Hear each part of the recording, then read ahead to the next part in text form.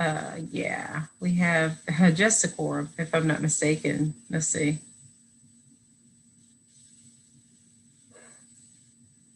Yes, we're ready. Ms. Palmer.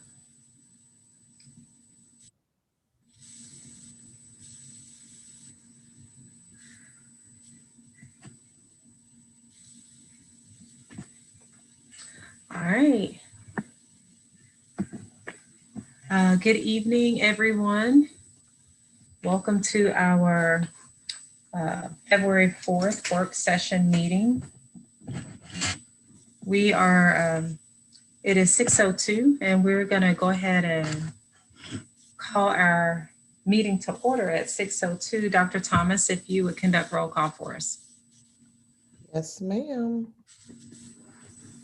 Sorry, 1 second. Okay, Mr. Davis,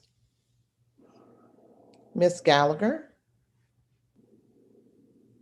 Here. Miss Davis, Here. Dr. Yeager,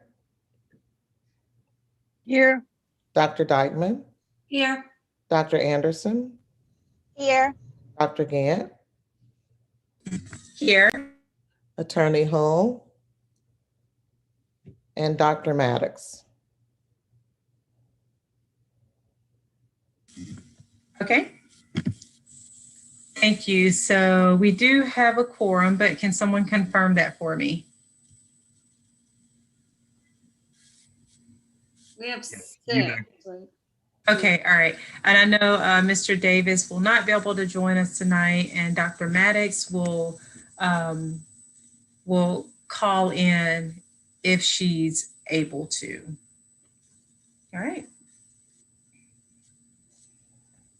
Okay, we'll move forward to item number 2, which is to amend or adopt the agenda. The floor is open. I move that we adopt the agenda as presented. Second. Okay, thank you. That was a motion made by Ms. Davis, a second by Dr. Dykeman. Are there any questions or is there any further discussion? Okay, Dr. Thomas, if you would take roll for those that are in favor of adopting our agenda. Yes, ma'am. Mr. Davis, Miss Gallagher, Yes. Mrs. Davis, Yes. Dr. Yeager, Yes. Dr. Dykeman, Yes. Dr. Anderson, Yes. Dr. Gant, Yes. Attorney Hull, and Dr. Maddox. Okay. All right, thank you. So that motion carries, and that means that the agenda that we have before us is what we will be following. We'll move forward to item number 3. These are our informational items. We'll start with item 31, which is our Athens Community Career Academy report that was provided for us. If you clicked on that, you have been able to read through that report that has previous minutes, search updates, and things of that nature. But I'll just open the floor if there are any additional questions or discussion around the document the updates that were provided in the document. So I'm sorry I didn't say something sooner, but I did read the minutes. And I saw where there's some work to be done at the Career Academy. Did I not?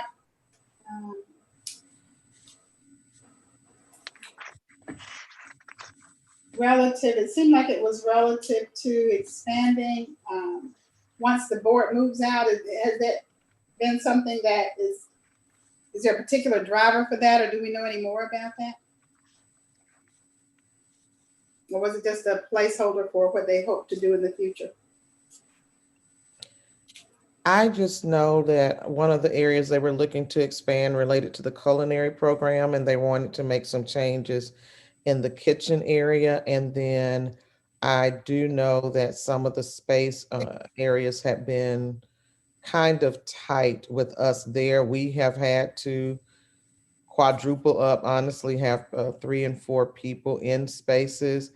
I know they lost some space as a result of the lab that was going in on the first floor. And so that took 2 other classrooms out. So it may be related to the space that they knew that they had already lost and just trying to spread out a little more. Now that is just based on the areas that I know about, Ms. Davis. That's fine. That's a great beginning because you triggered my thought. I thought it said something about moving the culinary part or some part of the culinary program.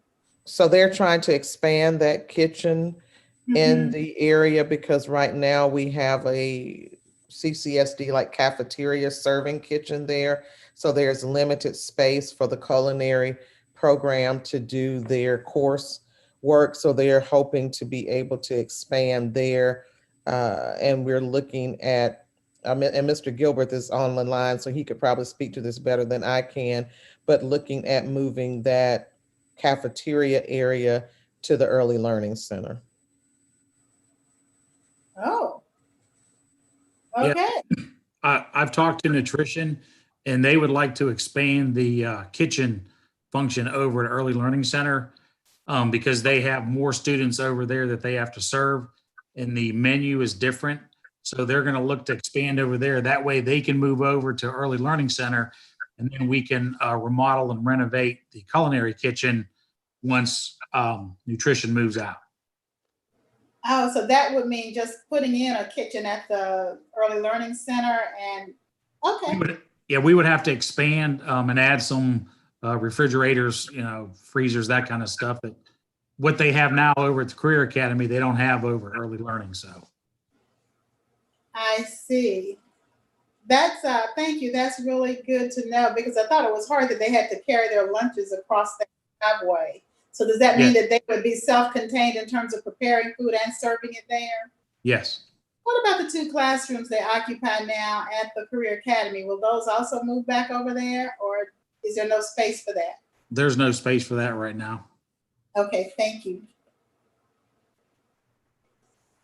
And that is a priority for me just for safety reasons. So once we continue to explore how we will maximize other properties that we have in Clark County, I have asked, and Ms. Higginbotham, of course, is always on this call, but she and I have talked extensively about those classes needing to move across the street. So hopefully some of the property availability that we have will allow us to be able to consolidate and have all of those early learning classes in that building instead of split between HT Edwards and that part of the campus.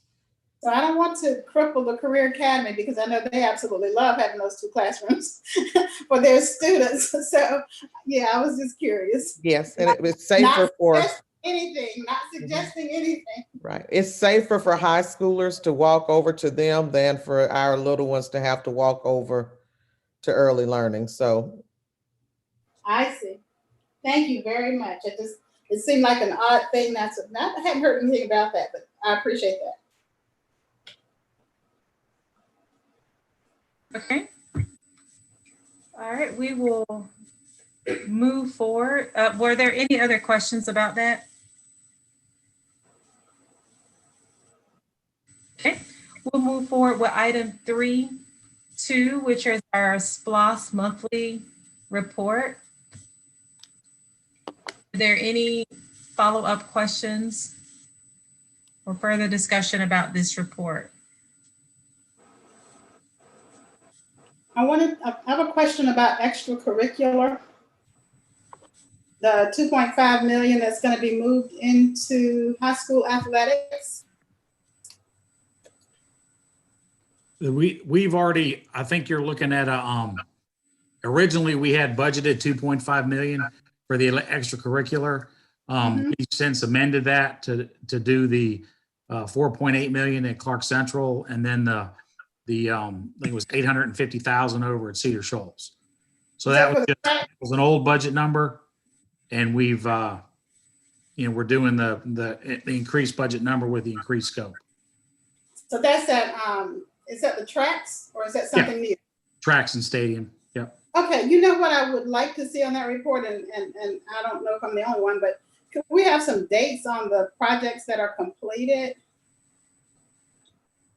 To give that a bit of a perspective, because maybe that's just a column that's not being printed out in the report.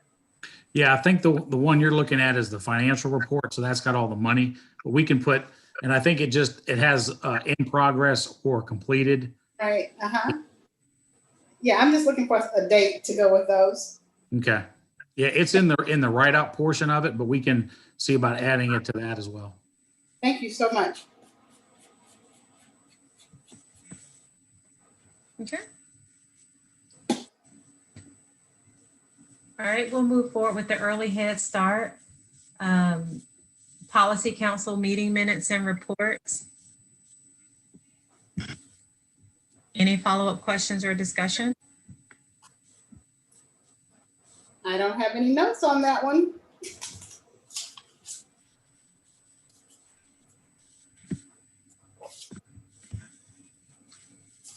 Okay.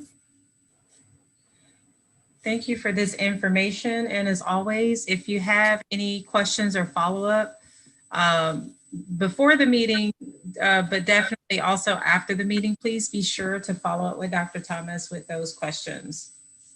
If you think of any after reading through what we have before us, we'll move forward with our board community reports. Item 4.1, that's the Athens Area Community Foundation. Any updates there?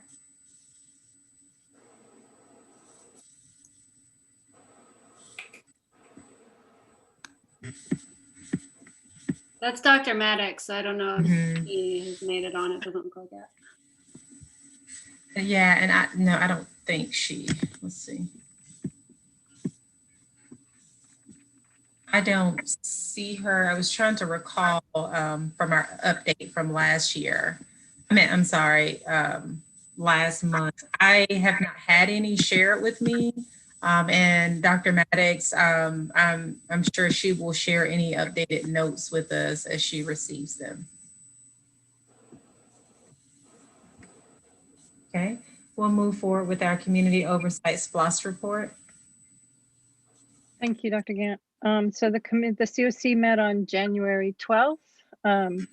We had a robust meeting. It lasted 2 hours or more. And many of the updates are in the printed SPLOS report, but highlights included updates on the Career Academy, the radio safety being established in some of the schools, considering the board option purchase versus lease and whether we had enough money to do the purchase outright. There's going to be substantial investment in some of the renovations, so I expect we'll get a recommendation soon about whether we should purchase or lease outright. Mr. Fisher, we discussed the existence of the property committee because I knew that we were in that discussion. Mr. Fisher recommended that we retain the opportunity for him to have a sounding board and not have to bring everything to the full board. But I think we discussed that in our retreat last week. We also talked about having a rotating board member come through and visit the COC every month to see how it operates. I think there's a lot of mystery about how this committee works and what its mission is. And so we thought that that would be a really good way for people to understand better what's going on. And so Alex Sams is gonna offer invitations to board members. He also made a presentation at our local new board member orientation last week, and I think did a really nice job of sharing the COC mission with at least myself and our three other new board members. I think they had some really good questions and those questions were answered. So again, I think his idea of having board members come through and at least visit the COC meetings is a really good idea. We talked about West Broad and maintaining the early learning emphasis that we've heard from the community as a priority. And so we're still anxiously awaiting for the opportunity to have that local building committee meet together in person one day, hopefully, to start that process. Other notes that I have that are relevant are Allison Wright talked about School C and needing to work on with the city on housing permits and really hone in on the needs of School C or not, and where that falls. We talked about H.T. Edwards space and possibility of building a historic room for parents, having committee meetings and things, partly in association with the early learning center. Since the parent role in the early learning center is really important, we thought we needed to make sure we have a space for them to meet. There was a facilities review. The 5-year plan with the Georgia DOE is underway. What else? Plans for SPLOS 6, what kinds of things people are thinking about. I know Mr. Gilbreth is working with the schools to find out what their high priority needs are, and that process will start this coming year. Finally, the financial report shows that we're in very good shape. We monthly finances came in at monthly receipts came in at 2.2 million, which is, I think, actually above last year's value. So we're in good shape in terms of the finances for SPLOS.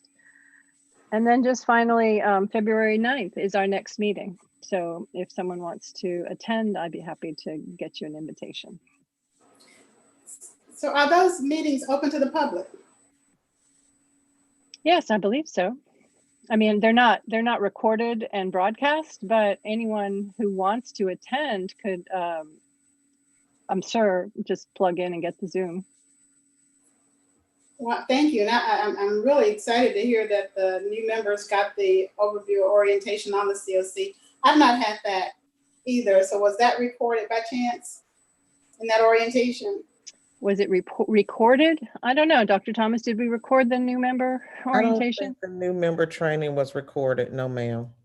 Okay, well, I'm just Ms. looking Davis, at the COC presentation part, because I can't find anything that tells me what that is and what our relationship is with the COC. okay, well, I'd be happy to put you in touch with Mr. Sams, or you and I can talk offline. I'm trying to remember if I took any screenshots of his presentation. It was a little bit of a slideshow, as I recall, wasn't it, Dr. Thomas? Yes. I wonder if other people would be interested too. I'm sorry.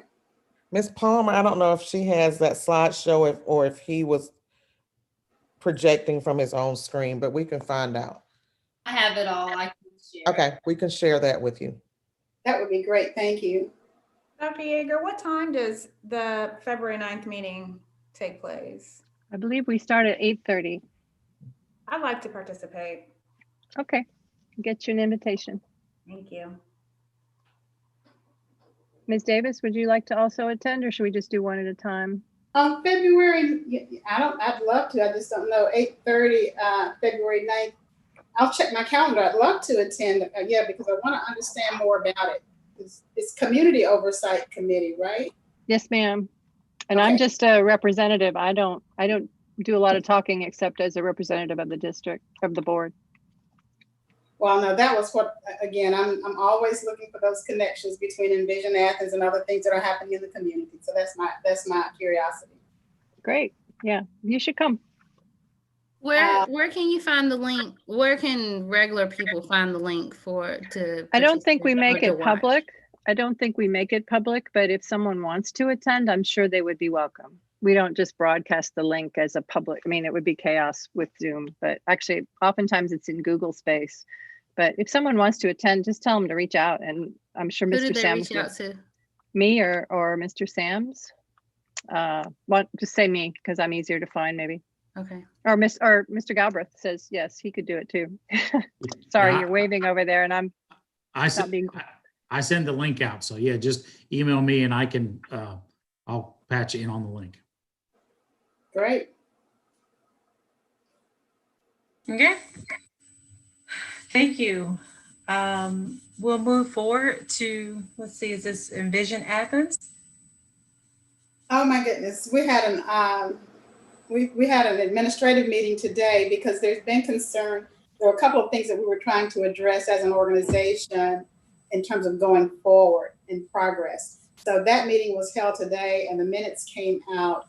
And what I will do is share with the board the meeting notes from that meeting, because included in that was a link to, and I don't know, maybe some of you are already familiar with Amani Tarter, but she did a great blog on being in Athens and the Envision Athens and the whole story around its purpose and its values and how to engage in the community. It was so moving. I really want to share that with you. And so I will definitely do that when we get off of this call. I just didn't get through all of my email yet to start forwarding things. But Envision Athens is doing very well. This year, our theme or our focus is on celebrating community. And so right now we're accepting applications or nominations, if you will, for Good Neighbor Awards. And so that will be a part of that report that of the notes that I send to you.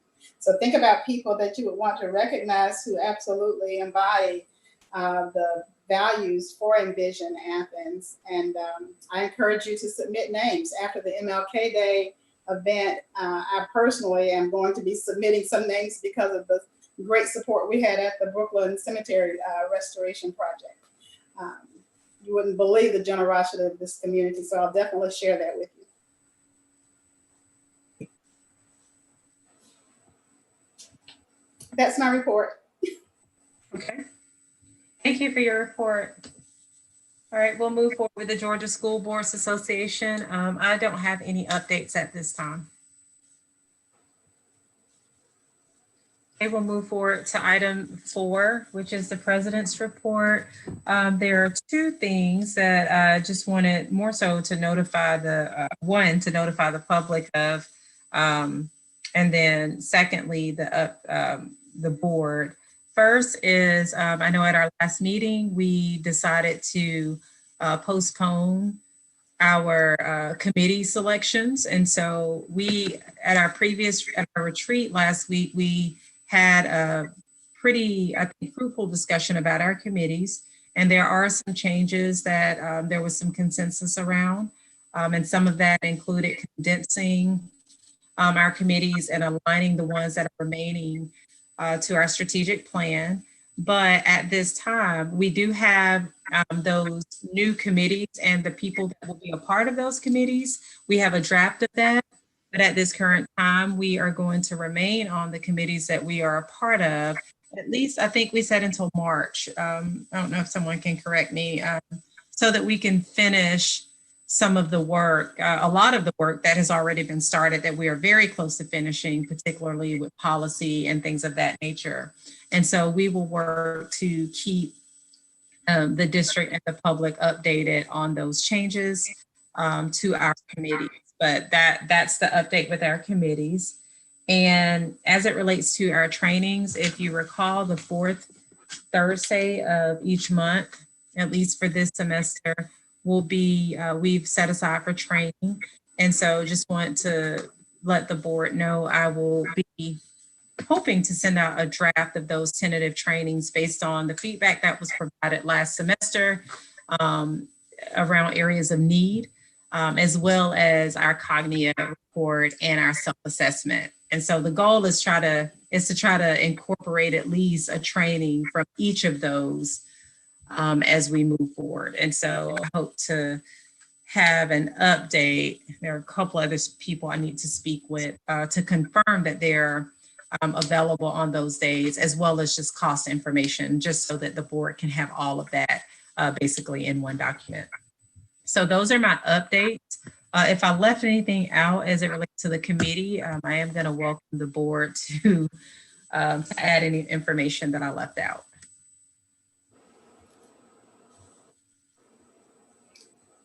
Okay. All right. So I actually have a question, sorry. Will we vote on those committees on a week from now, or will we wait until March to vote on them? Don't we have to? No, we don't have to vote on them, right? Sorry, the policy says we don't have to vote on them. We'll just establish them. All right, thank you, sorry. Right. And from my understanding, I think, was that Dr. Yeager? Yeah. I think from my understanding, any action that's taken will probably be through policy. So for instance, you know how we have those descriptions of the committees, those may change as our committees have shifted a little bit. And so I would imagine that the action to be taken will be through policy, but historically, We have not voted, I don't think, on committees. We've just selected them.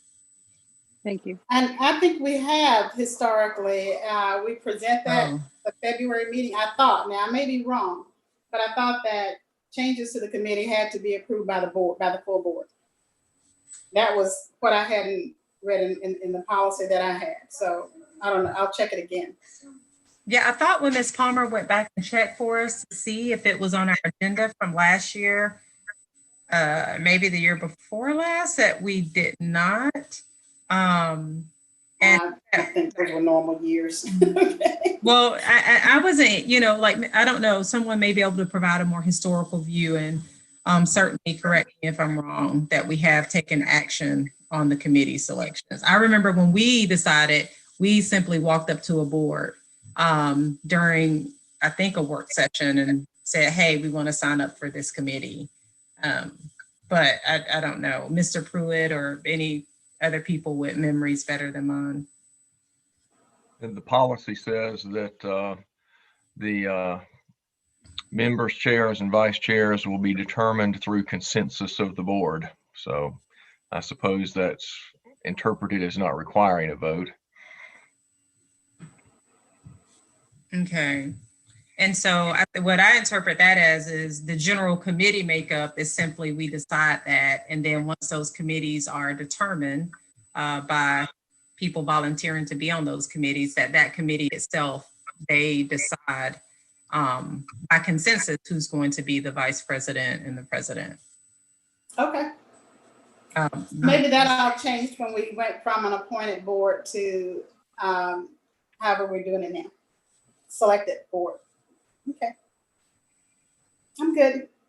Ms. Palmer put in the chat that we did not vote last year or the year before. I just recall us signing up on the different sheets of paper that were taped up the stairway, but she said we did not vote the last 2 years. Okay. Well, and if we need to vote, Mr. Pruitt, if you see something differently, you and Dr. Yeager, from looking through the policy, then I think it would just be a matter of us adding it to whenever we're done, like serving in our current roles, we would simply add that to the agenda for either March's meeting or what have you. So if we're incorrect, please let us know.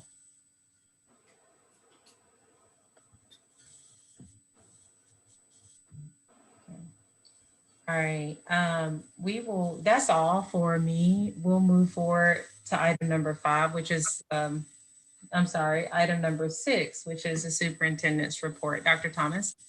Yes, ma'am. Thank you, Dr. Gant. The first that I just wanted to share is that our former board attorney, Mr. Terrell Benton, passed on Sunday, January 31st. He served as our board attorney from 1982 through 2012. So he was a part of the Clark County School District family for an extensive period of time. And after he stepped down from that role, that was when Attorney Pruitt began working with the school district. And so we just wanted to acknowledge his passing and offer our sympathy to his personal family, as well as his professional family at the law firm that he served. I wanted to just give a brief disparity study update. I met yesterday with Mr. Schooneman, and I say yesterday, I think it was yesterday, and Ms. Veronica Jackson and Attorney Pruitt, and we are going to move forward where she's preparing a RFP. She has talked to a couple of other school districts. She reached out to UGA, and as you all know, we had consulted with ACC government regarding their work in that area, and they had hired someone specifically to be responsible for that work for the Athens-Clarke Unified Government. So we are moving forward with preparing a RFP, and it will have a couple of different options for us to consider in terms of addressing disparity, but I wanted to provide that update. Next, I have Mr. Gaskins is available, as is Nurse Amy Rourke, to talk with you about our school reopening plans. We have been working diligently to monitor numbers after this last spike, and we're looking at numbers per 100,000 as well as positivity rates for our community. And I'll allow Nurse Rourke can share with you what we're seeing with those numbers over the last week or so. And I just want people to know that I, as well as our cabinet, all are very committed to returning students to school. And we continue to meet daily with our team to address potential barriers. We are particularly committed to our students with special needs and our high school students who have not had the opportunity to attend school since we got out last March.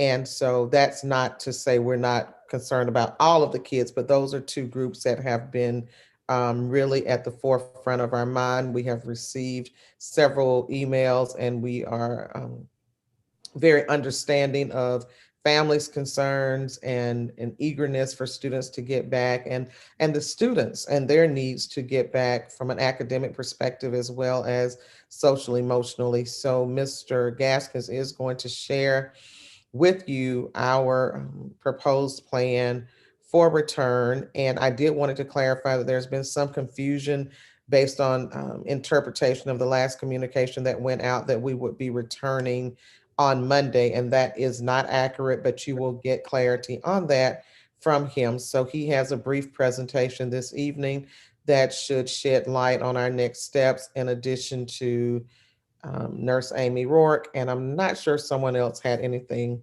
in that presentation, Mr. Gaskins, but I'll turn it over to you and Nurse Amy.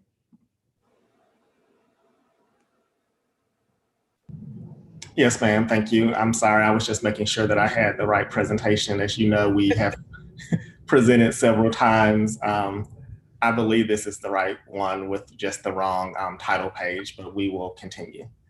So our agenda, as Dr. Thomas said, is that we will receive some updates from Nurse Amy from our Office of School Nursing. And we will also, I will walk us through some instructional services and school performance updates, and then we'll talk about next steps. So I'll turn it over to you, Nurse Amy. Thank you, Mr. Gaskins. Are we sharing the slideshow? Yes, ma'am. I thought I was sharing on my end. Good evening, Dr. Gant and members of the board. Thank you again for this opportunity to talk with you guys for a few brief minutes about COVID and how it's looking in our community, as well as a couple updates around vaccination efforts for our staff members, as well as COVID testing.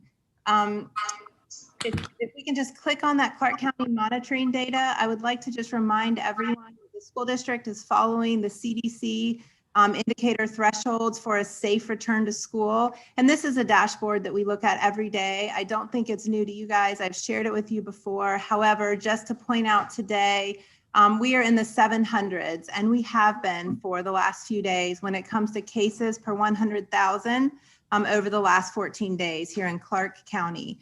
And we would like that number ideally to be less than 200 for a full-fledged 5-day face-to-face, return. That's the number that we've kind of been hoping to hit for a while now, but we haven't here 200 in quite some time. You can see that our positivity rate, which is the next number, is 11.9%. Actually, today our positivity rate is 10%, and our cases per 100,000 are 710. So the numbers on the screen are yesterday's data, and we continue to move in a downward trend. Is been pretty high for us here lately is our ICU bed usage in Region E, and everybody is well aware that our hospitals do serve our surrounding counties as well. Our ICU bed usage is at 98.8% today, or yesterday, which is critically high. It has been, unfortunately, over 100% for a couple weeks, so we are also seeing decreases in that. And I would just like to reiterate that while our numbers are still critically high, and they are, it is important to acknowledge that we are also seeing a decrease in cases. So if you can look at the graph that's shown there, the peak of that kind of second surge that we're seeing, or third surge, right there exactly, is January 13th. These are our cases per 100K in Clark County. And since January 13th, we have seen a pretty steady decline, as you can see. So we are hoping that our community trends in that direction and continues to decline in cases per 100,000, as well as our positivity rate. We don't know what's going to happen in the future, but with the implementation of a vaccination effort for members of our community, we hope that we will continue to see downward trends. Thank you for sharing that graphic.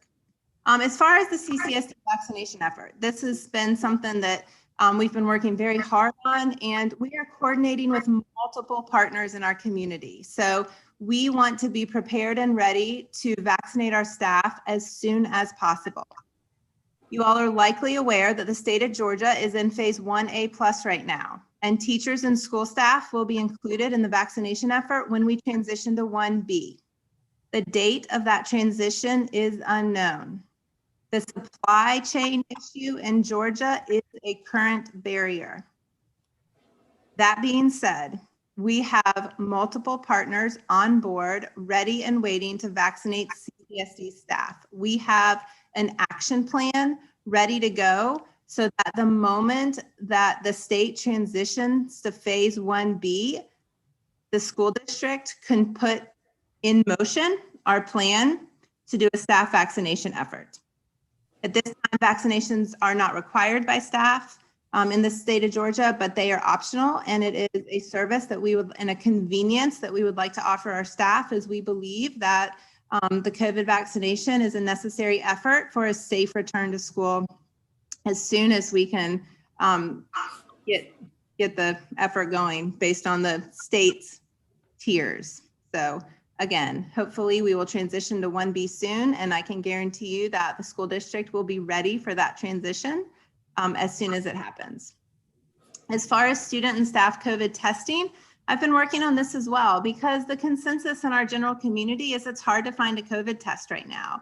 And it's hard to manage COVID if folks don't have access to testing. So we are working again with a few different partnerships, one of which is UGA, to try and increase the access to COVID testing for our CCSD staff and families.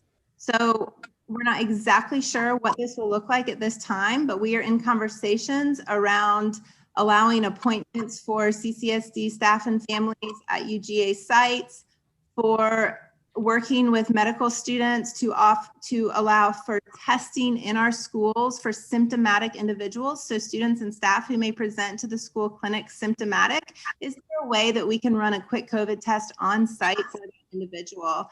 And then the final testing piece that we are looking into is surveillance testing. Is there a way that we can do kind of a general testing of asymptomatic individuals in our schools? And we may or may not end up rolling that out, but those conversations are underway, because we really believe that in order to return face-to-face, we need to increase our mitigation measures.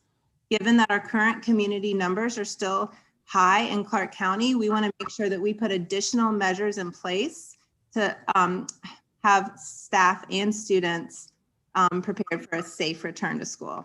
So that's my update for this evening. I appreciate your time, and feel free to email me with any questions, as always. Thank you, Amy.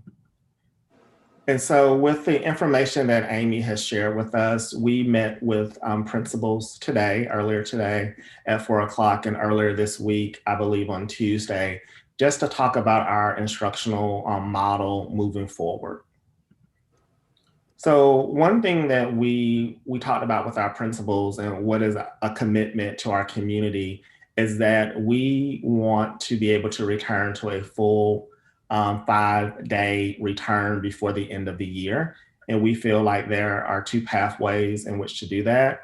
One is from having our staff vaccinated, as Amy talked about. And once that vaccine is available to our staff, we have already started working on plans to vaccinate them and return back as soon as possible. The other is a decrease in the positivity rate. So as we wait on staff vaccinations, there's also an opportunity that our numbers will continue to decline.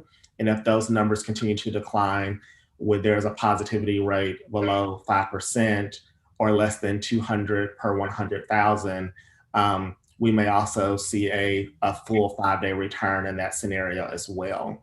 And there's just a note that we may return our special ed students to a 5-day return if the positivity rate is a little higher than 5%, because we can implement mitigation efforts for our special needs classes that we can't mitigate in other classrooms.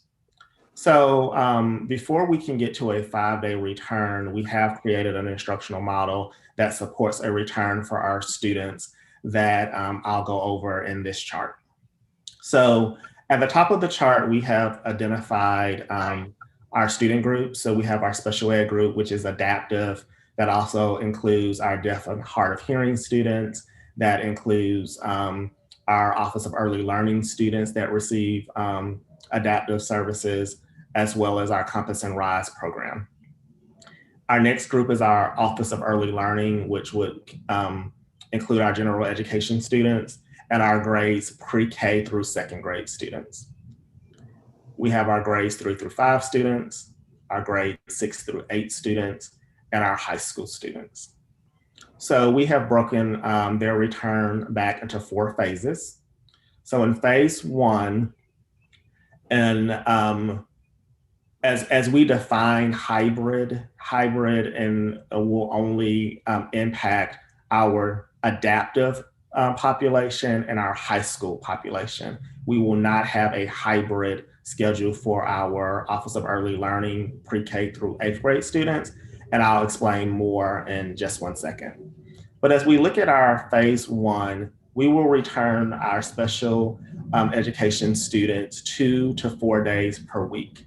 So we have worked with our special ed executive director and her coordinators, and they've made the recommendation that based on students' exceptionality, they will return for Monday, Tuesday, or they will return for Monday, Tuesday, and Thursday, Friday. Wednesday will be a remote learning day, which will be a blend of synchronous, live, or asynchronous instruction. So we will have a gradual increase of in-person days as appropriate. So those students that are attending just Monday, Tuesday, as we continue to look at our positivity rate and hopefully have had some success with our return, we are very open to increasing the number of days that those students will be in person. And then the same thing for those students that are 4 days. Ultimately, our plan is to have everyone at 5 days. So phase 1 will begin February 15th.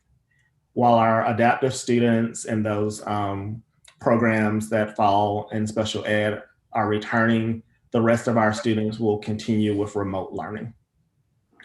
Our phase 2 will include our adaptive students as well as our Office of Early Learning and grades pre-K through second grade.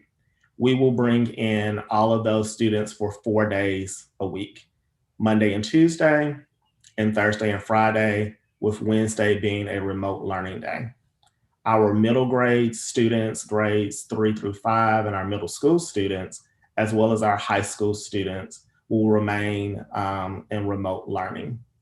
Phase 2 will last for 2 weeks, and then we will start phase 3 March 15th.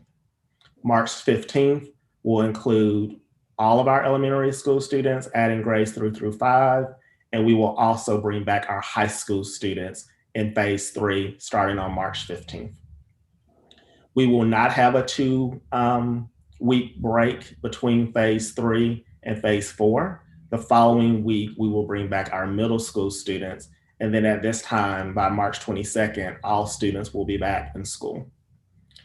Something to note about our high school is they're gonna have a phased in cohort model, gradually increasing in-person days as appropriate. So as you all know, our high schools are very large. Our high school students have not had an opportunity to be back in the building yet. Our high school leaders are planning on a phased in process where they will split students into different cohorts. And that cohort might start 1 day per week, increase to 2 days per week, until they are at 4 days per week, and then 5 days per week. We are still working on that information because we will have to allow our high school students to register for either in-person instruction or virtual instruction. But we are very excited that we do have some initial planning to bring our high school students back. And we will still provide a virtual option available to families for the remainder of the year. So if families are still anxious about returning their students to in-person, they will still have the virtual option. As we dig a little deeper into special education, I just wanted to add this slide to give you more information. As I said before, they will have a 2-week phase-in plan. It was very important to our special education leaders that those buildings had reduced mitigation of staff and students for a safe return for our profound and fragile student population. When we talk about the programming, it includes our adaptive population. It includes our special education pre-kindergarten population. We have a KBER classroom, which is a partnership with UGA.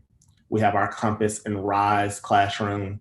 And then we have our deaf and hard of hearing classrooms that we partner with our RISA. 16 campus sites will be impacted with a special education return. That's 11 elementary school sites, including our Office of Early Learning, 3 middle school sites, and our 2 comprehensive high schools.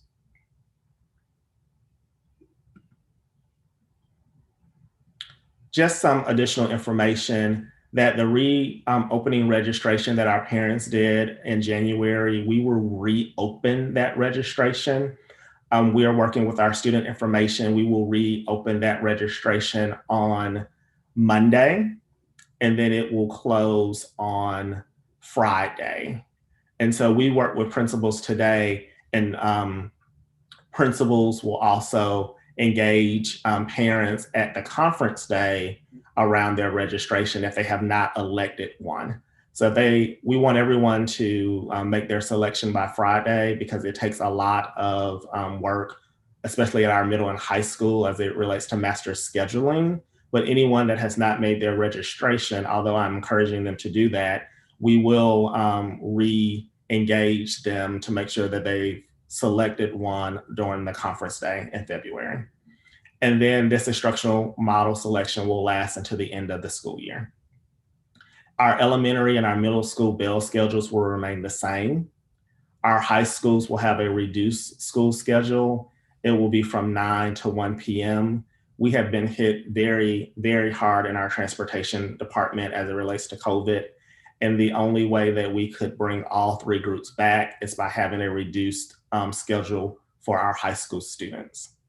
And then our other commitment as we continue to improve with feedback from our students, our teachers, our families, is that students will receive synchronous and asynchronous instruction when they're not in school. So in the past, when it was a remote learning day, that was an asynchronous day.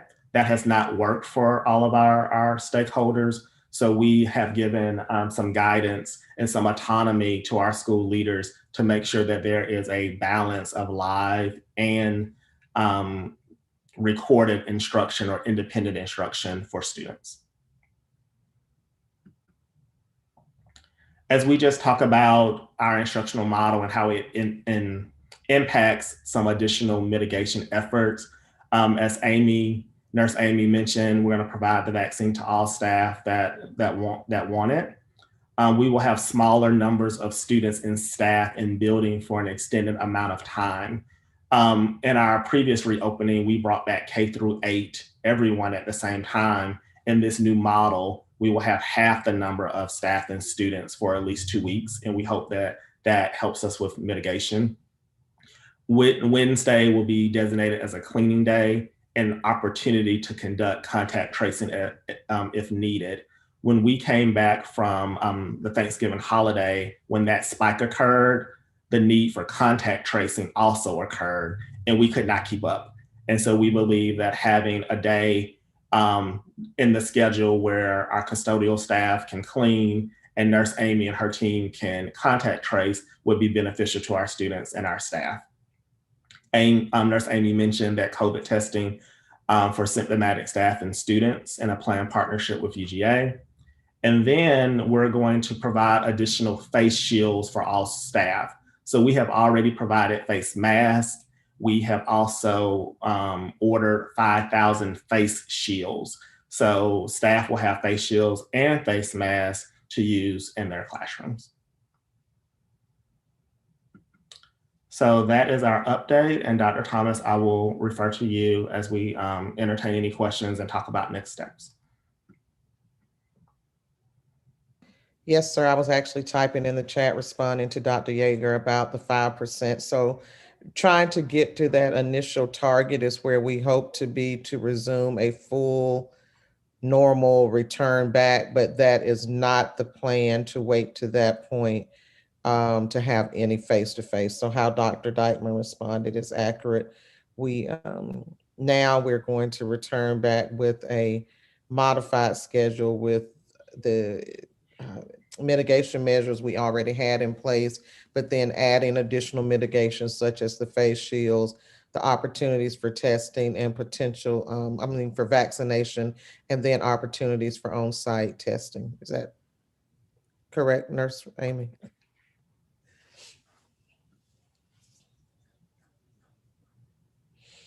If we have teachers with medical reasons that they cannot return, then they will continue to have the same options that they had with FMLA.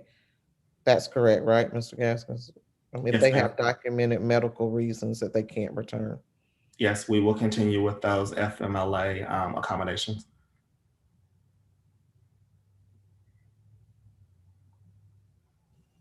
I think maybe you mean ADA rather than FMLA. Yes, I'm sorry. Thank you.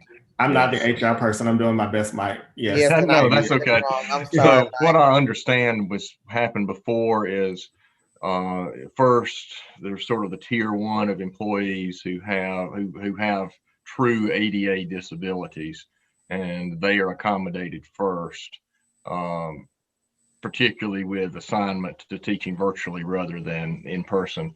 And then there's categories below that of people whose disabilities don't rise or medical issues don't rise to the level of an ADA disability, so they would be accommodated after the first tier or have already been accommodated. Thank you, Attorney Pruitt.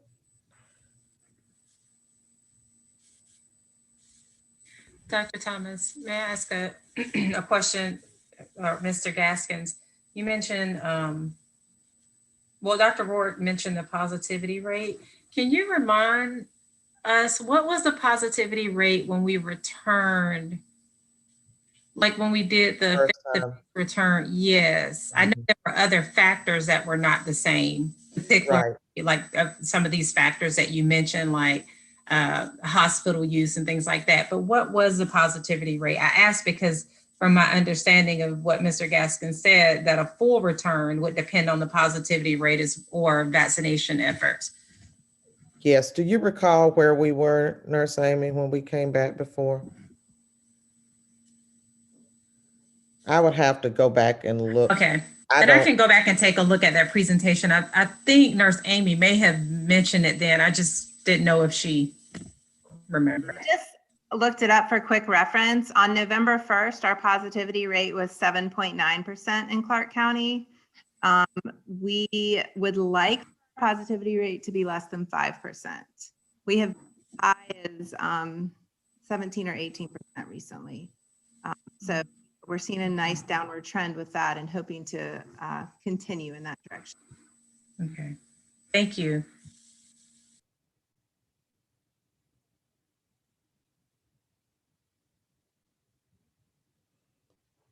So I put a question in the chat, but I guess we're free. Are we? Okay. Could you all walk us through the decision behind delaying middle and high school? If it's,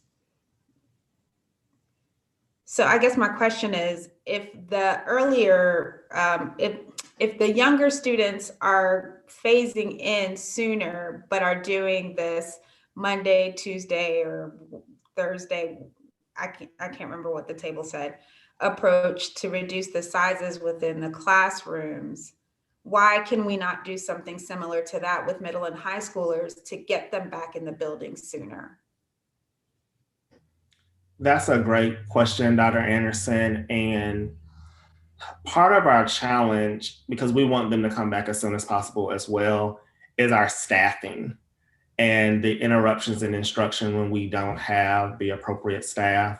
So one of the things that we receive feedback from our principals is that when we came back with our middle schools, we had some bus issues, bus drivers having to isolate or having to quarantine. And when we did not have enough buses, either students arrived home late or we were afraid that we were not going to be able to socially distance on those buses that are now 48 students compared to 72. And so what our transportation and operations have asked us is that and our principals is, can we do a slower phase in of our middle school and our high school so we don't have these instances where a bus doesn't show up or we're trying to socially distance and put additional students on buses. So it's really more of a staffing concern versus the instructional mitigation concern.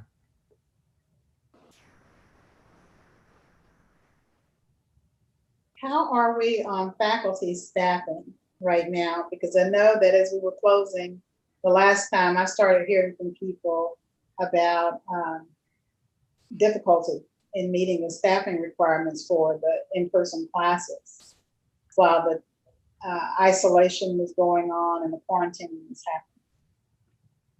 Does this phased approach allow us more flexibility in that, or what do we see to mitigate that situation going forward?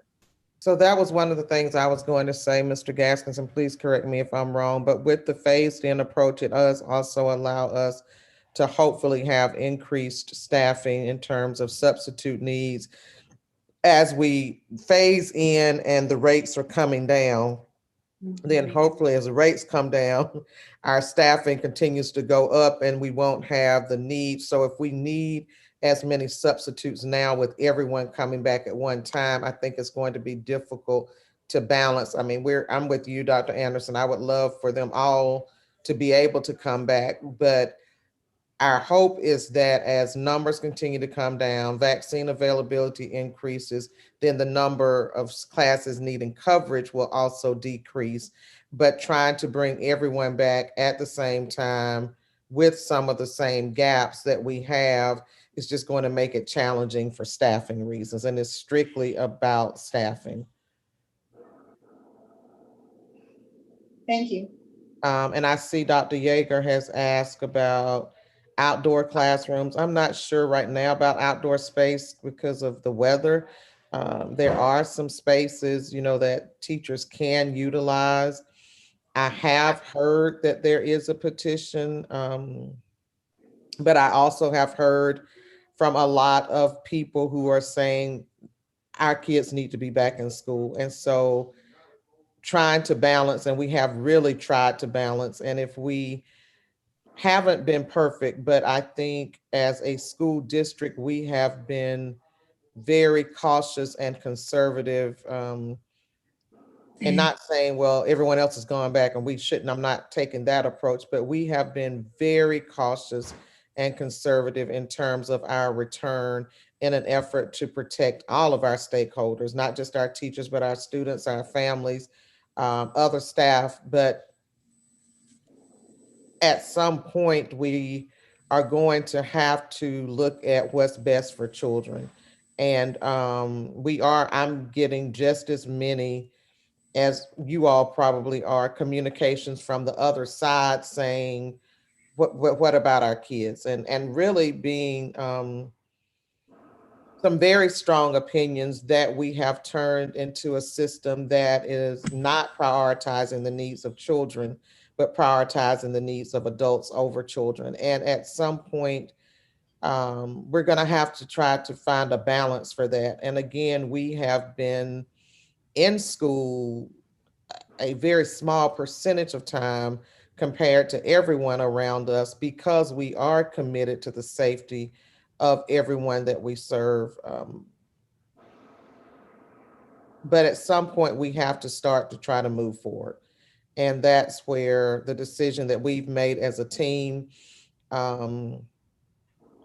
very understanding of the needs and the concerns. I've been personally impacted, so I'm not one that doesn't believe in the science, doesn't believe it's real. I know it's real, but we also again have multiple voices that we have to consider as we try to move forward with the decision.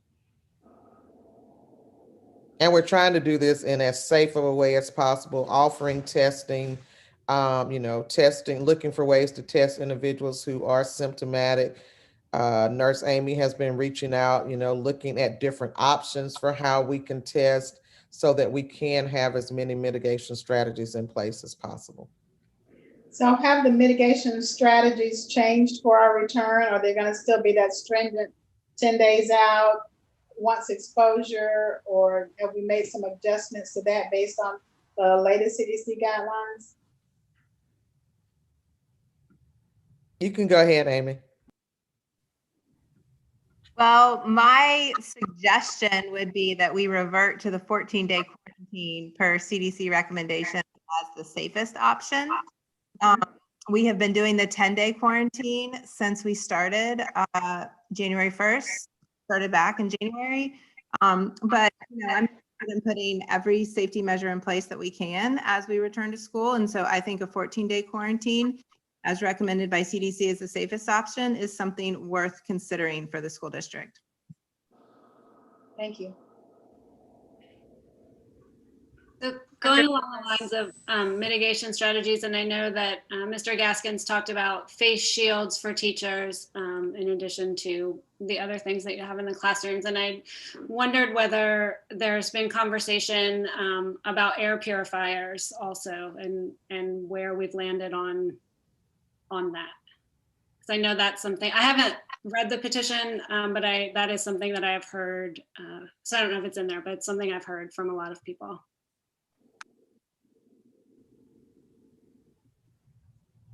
I've not seen the petition. Dr.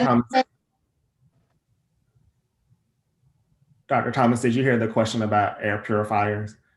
I'm sorry, I was trying to respond and read the chat, so I'm trying to keep up, so sorry. No, can you repeat that? And maybe we need to stop using the chat, and because what we have been told in the past is that people who are not in the conversation don't know what's in the chat, and it's very difficult for us to monitor what we're saying in the chat and what's being said verbally. And I'm trying to make sure I'm taking into account what everyone is saying, but then I'm missing things. So thank you, Mr. Gaskins. Can you repeat that? I was just asking about, because we are trying to increase mitigation efforts and also try to make it as safe as possible to come back. And there's been an addition of face shields for teachers. And I was just asking about if there would be air purifiers, or if there's been conversations about that, or where we've landed on adding air purifiers to classrooms. We had not revisited that, Dr. Dykeman, but we can revisit that, especially in light of some other developments. So that's something that we can look at and have a conversation in our daily meeting tomorrow. But I also just think that in terms of air purifiers, I mean, obviously they will be helpful during this time, but I feel like in schools, like, it's also something that we can continue to use even after COVID is hopefully gone. They're not isolated only to being helpful during the time of COVID. Right. Dr. Thomas, can I ask about I know this came up in one conversation. It may have been a conversation either you and I had or somewhere. Dr. Yeager, I think, asked about the outdoor classrooms. I'm also thinking about like funding, right? I know like we're still trying to figure out where funding go, but also I think in one conversation that I had with somebody, LSGTs came up. How are if a school or like if a teacher wants to, have like an outdoor classroom, and I know that may not be conducive for all people. Where are LSGTs, I guess, is the best question for me to ask. Have you or your cabinet been able to get a sense of where LSGTs are with their spending and how specifically they may be able to assist with any efforts as teachers and staff return to school. Mr. Harris, is that something you can speak to with LSGT? I can. So all of our LSGTs, so it's about a split. Some of our schools have spent some of their grant money on other initiatives to support their students' learning this fall and this spring. As you can imagine, there were some high needs that came up this fall that our schools applied for that money for. There are some schools who are applying for funds to build some outdoor spaces and outdoor learning environments. And there are others who are using it to get some tools and supplies for their students and their learning. So it's a mix, Dr. Gant. I mean, each school is different depending on what needs they notice for their school, which is, I guess, why it's a local school governance team. They have their own challenges that they notice in the school and they seek to address them. So some of them are looking specifically at tutoring and academic support. I know 2 of our schools recently have brought on tutors who are doing online tutoring with students. So each school is different. It's probably the best way I can answer it. I see. Thank you. Is there any way that support, that financial support can come from more definitive funds rather than piecemeal? Like our CARES funding? I also understand there's donations from churches for outdoor tent type things. They're willing to give us if we don't have the money to spend. I mean, it just seems like people shouldn't be having to look for this money. It should be just a request and done. I don't think we have had requests that have been denied, or people, building leaders have not. If they have, they've gone to Mr. Gaskins, but Mr. Gaskins, you can speak to that, but I have not had requests that have come to me specifically around supporting the need for outdoor classrooms. To be exact, I have met with almost every faculty in the school district within the last 3 weeks. And one of the things I have stressed is not looking for conventional ways to meet the unconventional needs of our students. And that is not specifically tied just to COVID, but it's the needs of our students in general. And I have asked principals to meet with their faculties to identify what it is they need. And I have spoken about CARES funds and have said, let us know what you need. And so I've had that conversation with every faculty, every principal that I have been given an opportunity to speak with. And I have asked those principals to have that conversation with their teams and to let us know back what their needs are. Some of what I think Mr. Gaskins has may be COVID related. And then there have also been requests about outdoor learning spaces pre-COVID. So I don't know, but I do not want for us to suggest that we have said, well, the only way you can do it is if you can find the money to pay for it. What I have said is tell us what you need and we will do everything we can at a district level to make that work. And Mr. Gaskins, I don't know if you have had specific requests that have come to you, but I have not as yet received those requests. I've had requests. They've been specifically towards the instruction in a remote learning environment. And so all of those requests have been honored. Byron knows that we've spent a lot of our CARES funding to add additional add-ons to our curriculum so individuals can teach from home. Those are the only requests that I've received, Dr. Thomas, but all of those have been honored. And again, when we have our principal meetings, as we did today, we encourage our principals, if there is something that you need or your teachers need, or that your parents suggest that would make the learning better, please let us know. And then, we'll share that with other principals, because if it's something that you need, another principal may not have thought of that. And we have usually, in the case of instruction, bought things district-wide that may have come out of a 5th grade team saying we would love to have, or a 6th grade team saying we would love to have Nearpod to teach our math lesson.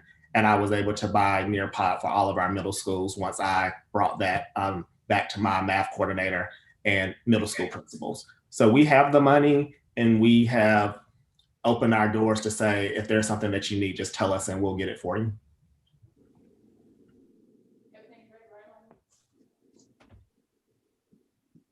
just Good news. oh, sorry, go ahead. Go ahead. No, I'm just saying that's good news. I've never heard an administrator say we actually have the money. Okay, this is good. I'm sorry, I got excited.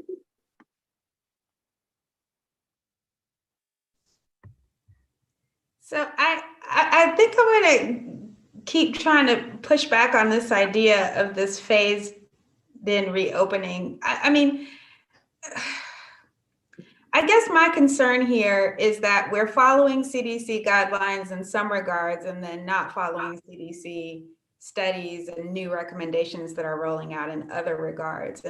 And so I'm worried about the lack of consistency with what we're seeing as evidence that return to school may be safe if we do it the right way. And so this phased in reopening is kind of elongating the timeline for middle and high school students and stretching out the return for our younger students, I think is sort of going against what we're seeing as evidence that schools, if done safely, can actually be spots where there is no rampant spread.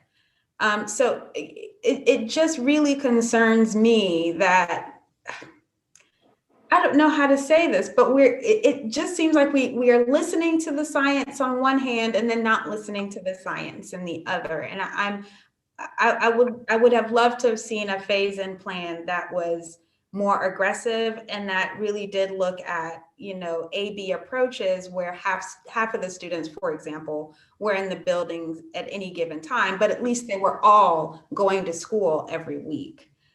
So I don't know, I just kind of feeling like I got to keep pushing back on this. I think too, though, that, the truth is all 9 of us have very different opinions based on our lived experiences, as parents, as some of us, teaching, many of us, still working. And I think that is where it sort of pushes up against, certainly we all have different perspectives on, on what the phase in should look like. With 4 children, 3 at home, I have some pretty strong ideas about what it needs to look like. But I also know that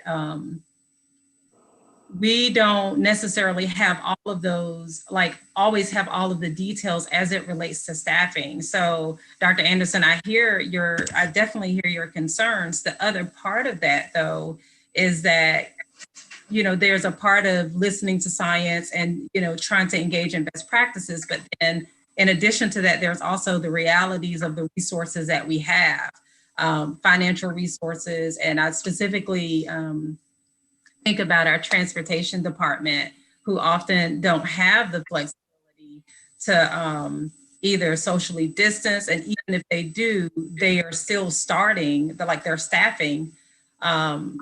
We've still had issues there, and a lot of our transportation staff, as well as our teaching staff, but with transportation, we have a lot of vulnerable populations.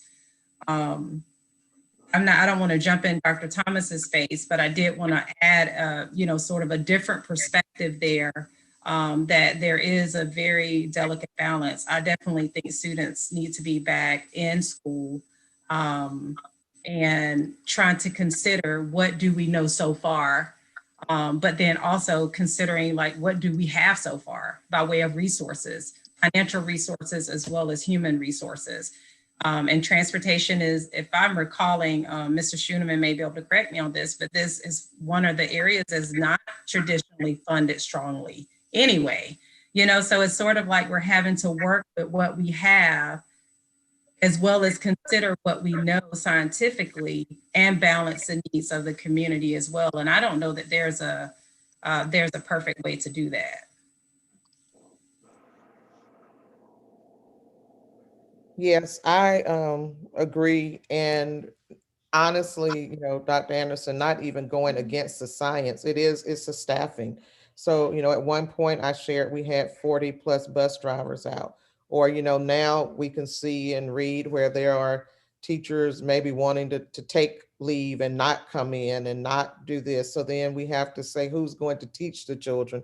And so that is my bigger concern. I agree that, the science tells us that schools actually are safer because our kids aren't out in the communities. And when done correctly with the appropriate mitigation, really is helping to limit the spread because they are somewhere contained during the day. And but we get them to school and we have to have someone to teach them there. And we have to be able to get them there. And so I think that's the part we're trying to balance, not at all in disagreement with you. And we've pushed today, believe it or not, we started out with like a hybrid, more of a hybrid. And then we're like, okay, let's be more aggressive. Let's be more aggressive. And we can continue and will continue. If you knew how many iterations of this plan we've had in the last 48 hours, because we want to these kids need to be in school. But we also need people to be able to teach them. And that's the rub for us right now. And again, being able to get them there. But our team is committed to this, and we, have been flexible. We'll continue to be flexible, but we also have to look at, what are our staffing options and what are we able to do, and are not particularly married to one answer, but we are. What I finally said today is we've been going around and around and around in a circle. Let's stop and ask ourselves what's best for children.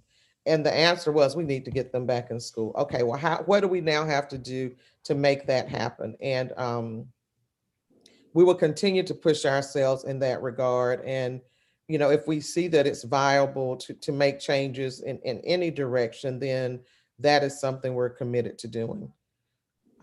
I don't know if anyone on cabinet, if there's something I have omitted, not said, we are working with community groups. We're working with, Dr. Gant and I've talked about, can we use the Athens Clarke County government? Can they help us? So we really are trying to think outside of the box so that we can find a way to get our kids served. Mr. Gaskins, Dr. Watley, Mr. Harris, Mr. Schooneman, have I left out anything?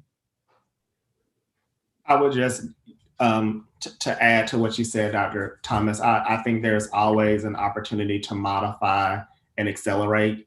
We just want to make sure that once we have students in the building, we're not pausing because we've accelerated too quickly. So I think there's always an opportunity to modify our plan. Of course, we would want to socialize that with our principals so they can socialize that with their staff and their families, which we try to be very thoughtful about. But I do echo what Dr. Thomas says. We have had a lot of different versions, and we want our kids to be back all 5 days. And the sooner we can do that and support that with our families and our teachers, we will do that. And can I just clarify for a second? So for pre-K through 8th grade, when they come back, they're coming back 4 days, right? They're not doing a hybrid of some will come Monday, Tuesday, some will come Thursday, Friday. Is that right? That's correct. Thanks.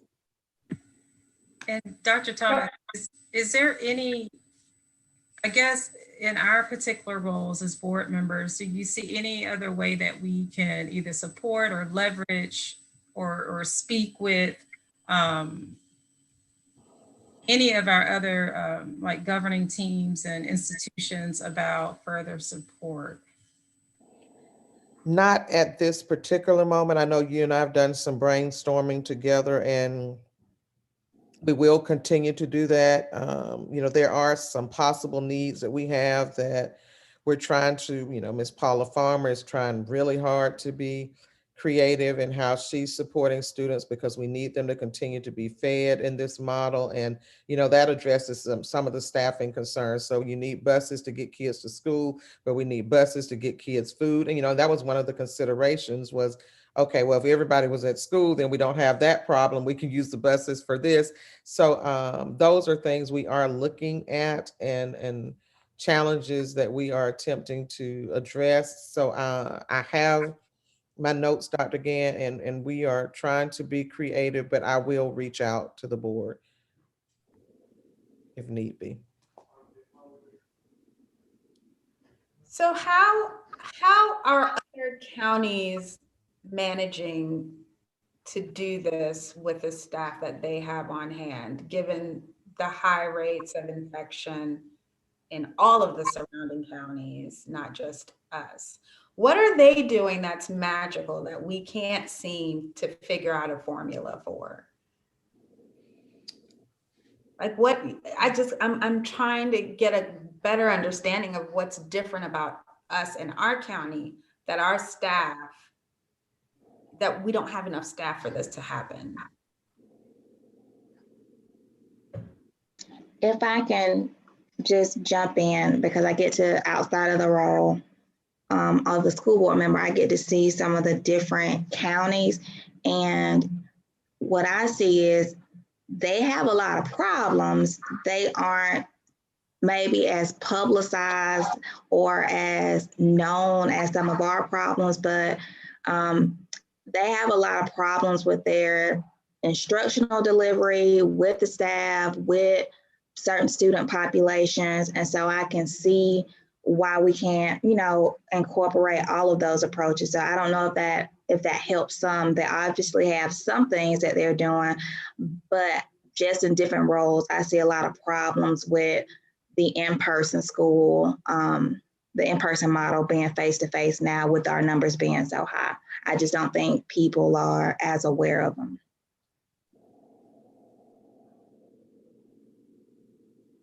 I would thank you for that, Ms. Hull. I think we've been very responsive to our family needs. And so we've offered a virtual option for families that were not interested in coming back in person, which some of our neighboring districts have not. Some of our neighboring districts said, everyone come, you all come back to school. And so when we offer a virtual option, it then, you need almost twice as many teachers, or a teacher and a half, because you have that fourth grade classroom where there are teachers that need to teach those virtual kids at home, and that teacher that is teaching face to face. And we've been able to accommodate that. But if one teacher needs to isolate, then it's like a house of cards where it becomes a large strain. And also to Ms. Hull's response, some of our neighboring districts have had issues that they're now asking us for advice. So for example, there was a district that did not require mask wearing, and now they're having so many issues with the spread that they want to know from us, how do you get people to wear masks? And we have told them that has always been an expectation as we mitigate the spread. And also, Dr. Anderson, I think I was thinking while you asked that question, what makes us different? And I think really, to be perfectly honest, I think our cabinet is very honest and we're very true, and we are committed to keeping people safe, and we do follow science. So for example, when public health says, hey, your teachers need to wear face shields because the COVID virus has changed, we're going to make that happen. And so we're not going to, for public's sake, just say numbers that aren't true or make it seem like we got things and we don't have it. If our bus drivers can't do it, they can't do it, they're not there. We're going to be honest and say that. And so, and I think that transparency is something that I think we value here. And, any way that the board can support us, that's welcome, but we're going to be committed to being honest and being truthful in our numbers and how we report those, and truthful about our strengths and also our challenges. And one thing I think for us to remember is that, it is very, very important to share any feedback that we have, any even of our experiences, but the constant feedback that we receive, sharing that with Dr. Thomas and her team. And then also there's a balance there in understanding, that is Dr. Thomas's work, and it's the cabinet's work. And so while I may not agree with every, aspect of plan, 9 of us may not all agree, 10 of us may not all agree, that is our role. And that, sometimes it sort of doesn't feel too good, but you know, I think one of the things that we can do is continue to share the feedback that we get in hopes, because all of us want the same thing, and that is students in the building as safely as possible, but also the adults that are working with them, so that we're not creating an atmosphere where we, from the very, very beginning, we're starting off from behind with the human resources that we have. And so, you know, it's a delicate balance. I definitely understand fully your perspective, Dr. Anderson. And I also understand, you know, in our roles as board members, part of, you know, the huge part of sort of what we give up is like saying, hey, you know, Dr. Thomas, you and your cabinet, you know, come up based on the resources you got, based on the problems, based on the feedback that we give you, come up with a solution. Certainly is not the only solution, but a solution. And that, you know, doesn't always feel like, you know, a problem has necessarily solved, or that it may, you know, fully overlap with what we may want as individuals. And one area that we can get help in, and we will share more information, I know, is that Nurse Amy has been working, and UGA has been very, very responsive, but us working with them for testing sites for our families, to utilize spaces that they already have designated for that, so that we can get regular testing when there are people that present symptomatic, is something that we may need just additional help on. But I know we have a meeting coming up again with them, and Amy has been working closely with them. And that partnership will really help us to advance some of our safety measures that we're trying to put into place.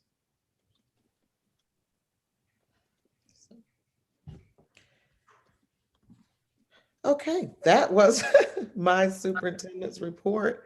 I think next might be, is it the calendar next? No, it is, yes, academic calendar. So Mr. Gaskins, I hope you've had a moment to breathe, and I will turn it back over to you and Mr. Harris. Mr. Harris, would you like for me to drive? Okay. Yes, please.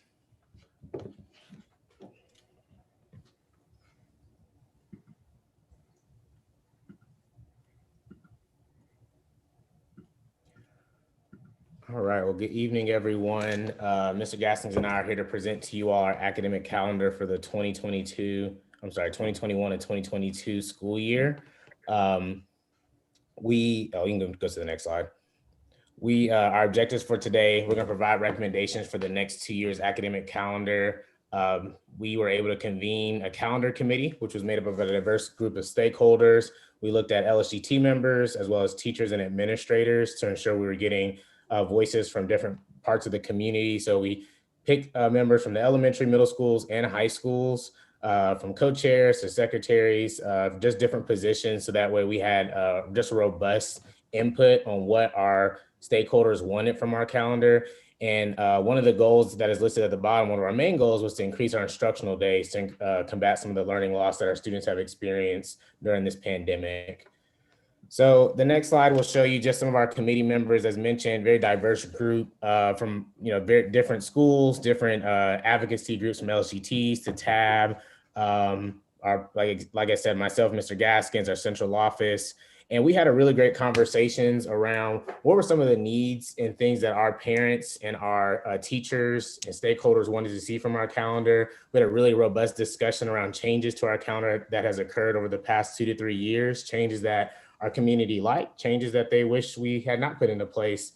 Some of the things that were mentioned that's on the next slide that they gave in their input was wanting us to ensure from our teachers that there were enough days during pre-planning that they could prepare for the school year without disruption. So they had enough days to actually plan for what they would be teaching. But they also wanted to make sure they had enough days on the back end during post-planning to actually do the final grading, make contacts with parents and families around whatever grades have been posted. And so we wanted to make sure we took that into an account. We had several parents on the committee, which I really, really appreciate the parent voice. Almost all of our parents basically said we need the kids in school as much as possible. Get us as close to 180 as you all can. If you all recall, our last several years, calendars have been down to 176. And so our parents were really looking for us to get as close to 180 as possible to minimize those back-to-back breaks. So not having students, on a break and then 2 weeks later, they come back for 2 weeks and they go back on another break, but to be a little bit more consistent in the breaks that we present for our students. There's also this idea that conference days were a really good time for for teachers to engage with parents, but the model by which we offer conferences, which Mr. Gaskins will talk about later, didn't necessarily have to remain the same, and that it would be helpful to combine those conference dates with a break, especially for those parents who plan their conferences early enough. And so we want to make sure that we honored that. And then this is Athens, so very much resounding that Georgia, Florida, October 29th fall break should remain on the calendar. As you all know, we did do a survey with our staff the year before last, at this point, 2019, just asking about how important was it for our spring break to be aligned with the UGA calendar.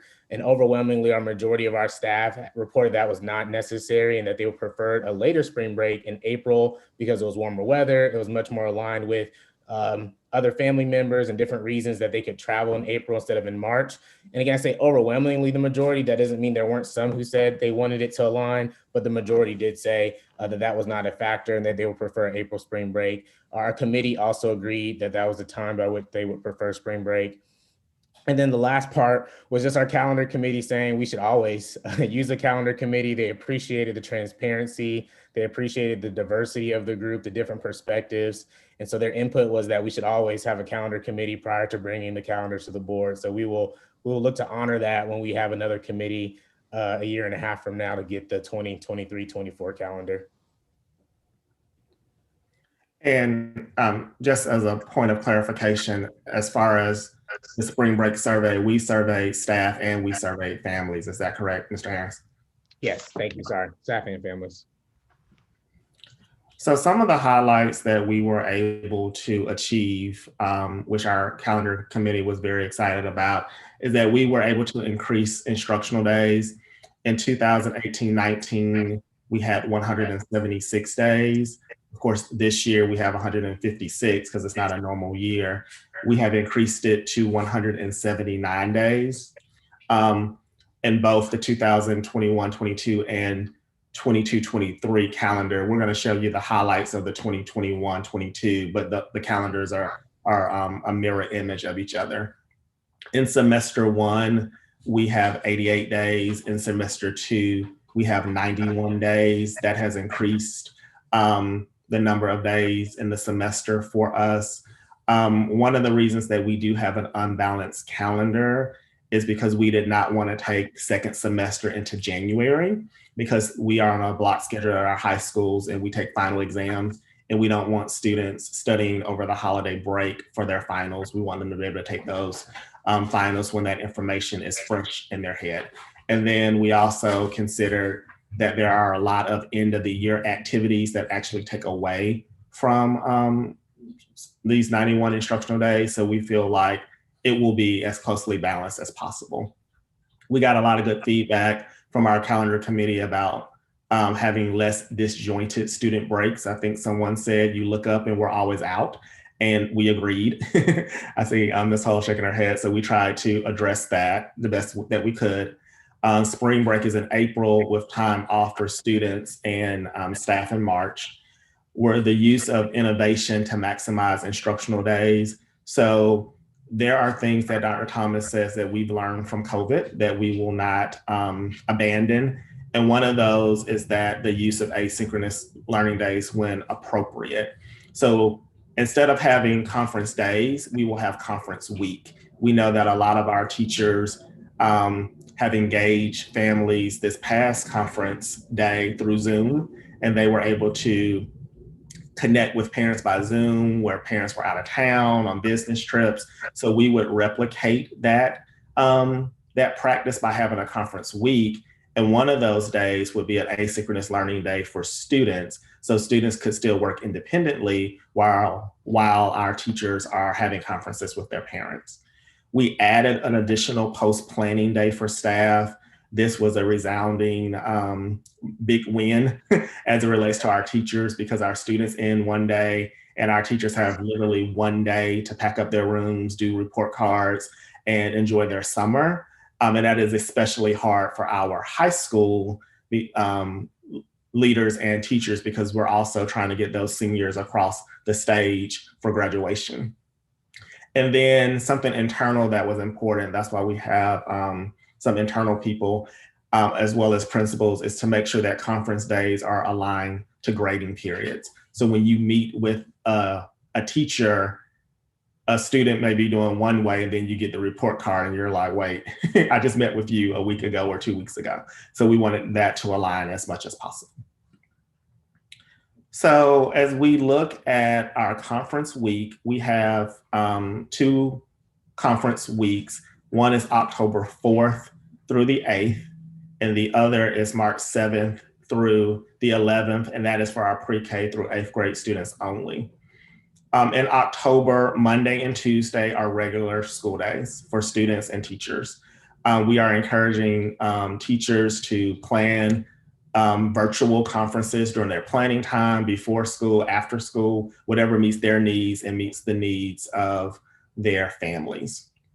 On October 6th, which is the Wednesday, that is an asynchronous learning day for students. So teachers would potentially have the entire day to have a conference on that asynchronous day. On Thursday and Friday of that week, students would have a holiday. And then on the Friday of that week, teachers would have a work day, no students. We would imagine that most teachers, because our teachers are really efficient, will have all of their conferences done, and then they can prepare for the next quarter. So that would be the Friday of that week. In March, it follows the same pace and cadence. The asynchronous day on the Wednesday of that week, Thursday and Friday are off days for students. And then that Friday is a teacher work day for staff. As it relates to high school, our high schools will have a different conference week in the month of February. And the purpose of their conference week is for advisement. So they will have early release days on Wednesday. Wednesday and Thursday. Monday and Tuesday, they will attend school as normal. On Wednesday and Thursday, those will be early release days. And then they will have an asynchronous learning day on that Friday, where they will work independently. And then teachers would have the entire day to finalize schedules for the upcoming school year. And so, Dr. Thomas, that is our presentation. I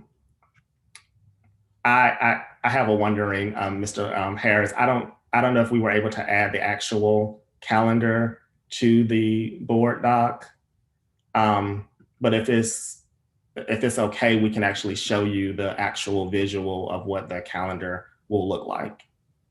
Okay. And I think, Ms. Palmer, did you send it out? It's in board docs. It's in board docs. That's what I thought. Yeah. Okay. It's in board docs. Okay. Thank you. So, they'll pull it up if anyone wants to see it, but it is there. okay, I will pull it up and we can entertain any questions that you have.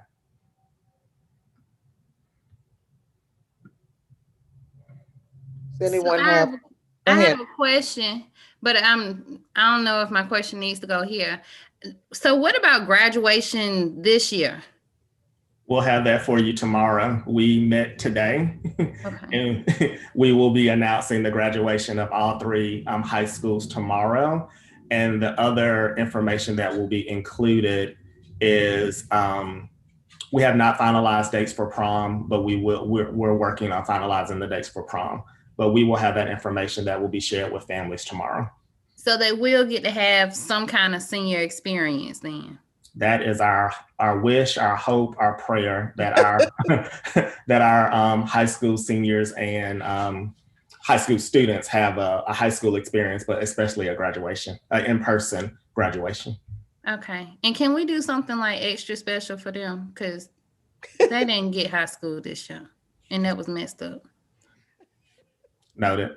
Definitely noted. And I have a couple of people on my staff, Ms. Gallagher, as well as my superintendent, that have seniors that are graduating. So there's a little extra pressure to make sure that it's special for all of those employees' kids, as well as all of our kids.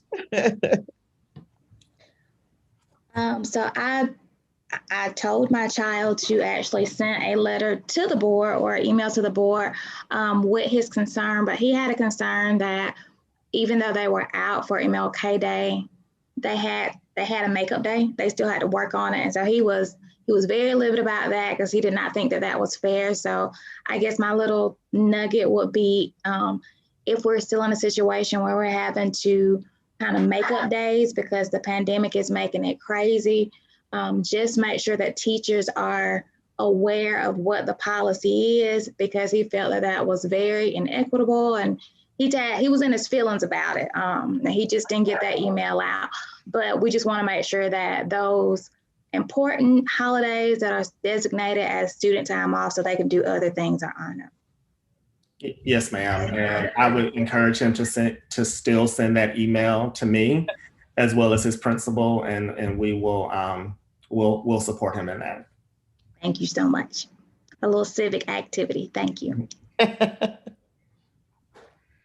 I have some clarifying questions really quickly as I'm looking at this. So what happens in 21-22 is the pre-K through 8 have a week in the fall and a week in the spring for parent-teacher conference.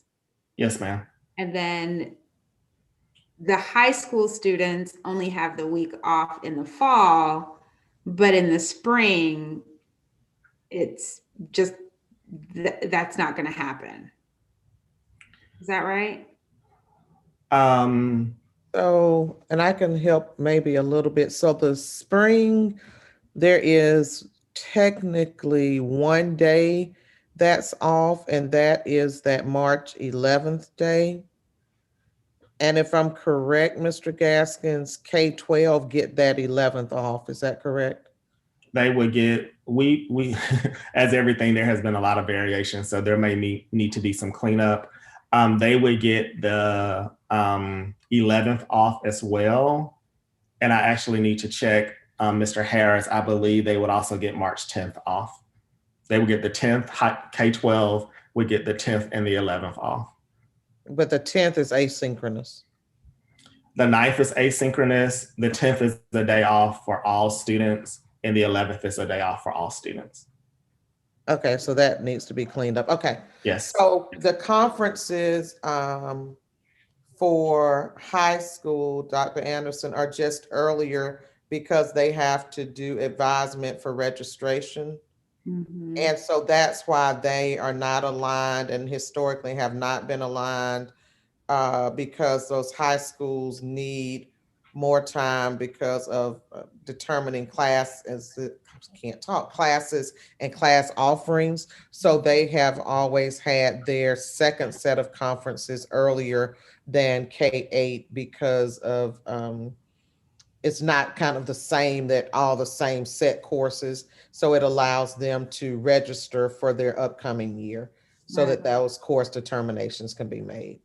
Okay. But they still would get that day off, the 11th. And I thought we went back and said that the 9th. So anyway, whatever, there's an asynchronous day, they would have that. And then they would have the days off in March that everyone else is off, but their conference time would happen in February. I don't know if that clears that up any for you. I know, but I will memorize this and make sure I have a better understanding of it, because I'm very confused about this. But my question, I guess, was if pre-K through 8 is getting a week off in the fall and a week off in the spring, and then the high schoolers are only getting the week off in the fall, but they're doing 1 or 2, does that change the number of days that they're all doing instruction? The, So they I don't see. get a week. Yeah, I don't think, yeah, that's the part I Right. think. Go ahead, Mr. Gaskins. I'm sorry. So I think the misconception is that that high school that they are receiving a week off in February. They are not, and that's why it's like 1,200 colors on here, Dr. Anderson. So I feel your pain as well. They are actually early release days on Wednesday and Thursday. So they will go to school, and they'll get out early, which still counts as an instructional day for them. They will also have an asynchronous day on the 11th, which counts as a day for them. Oh. In March, our high school students will actually go to school on the 9th, which is an asynchronous day that counts for an instructional day for pre-K through 8.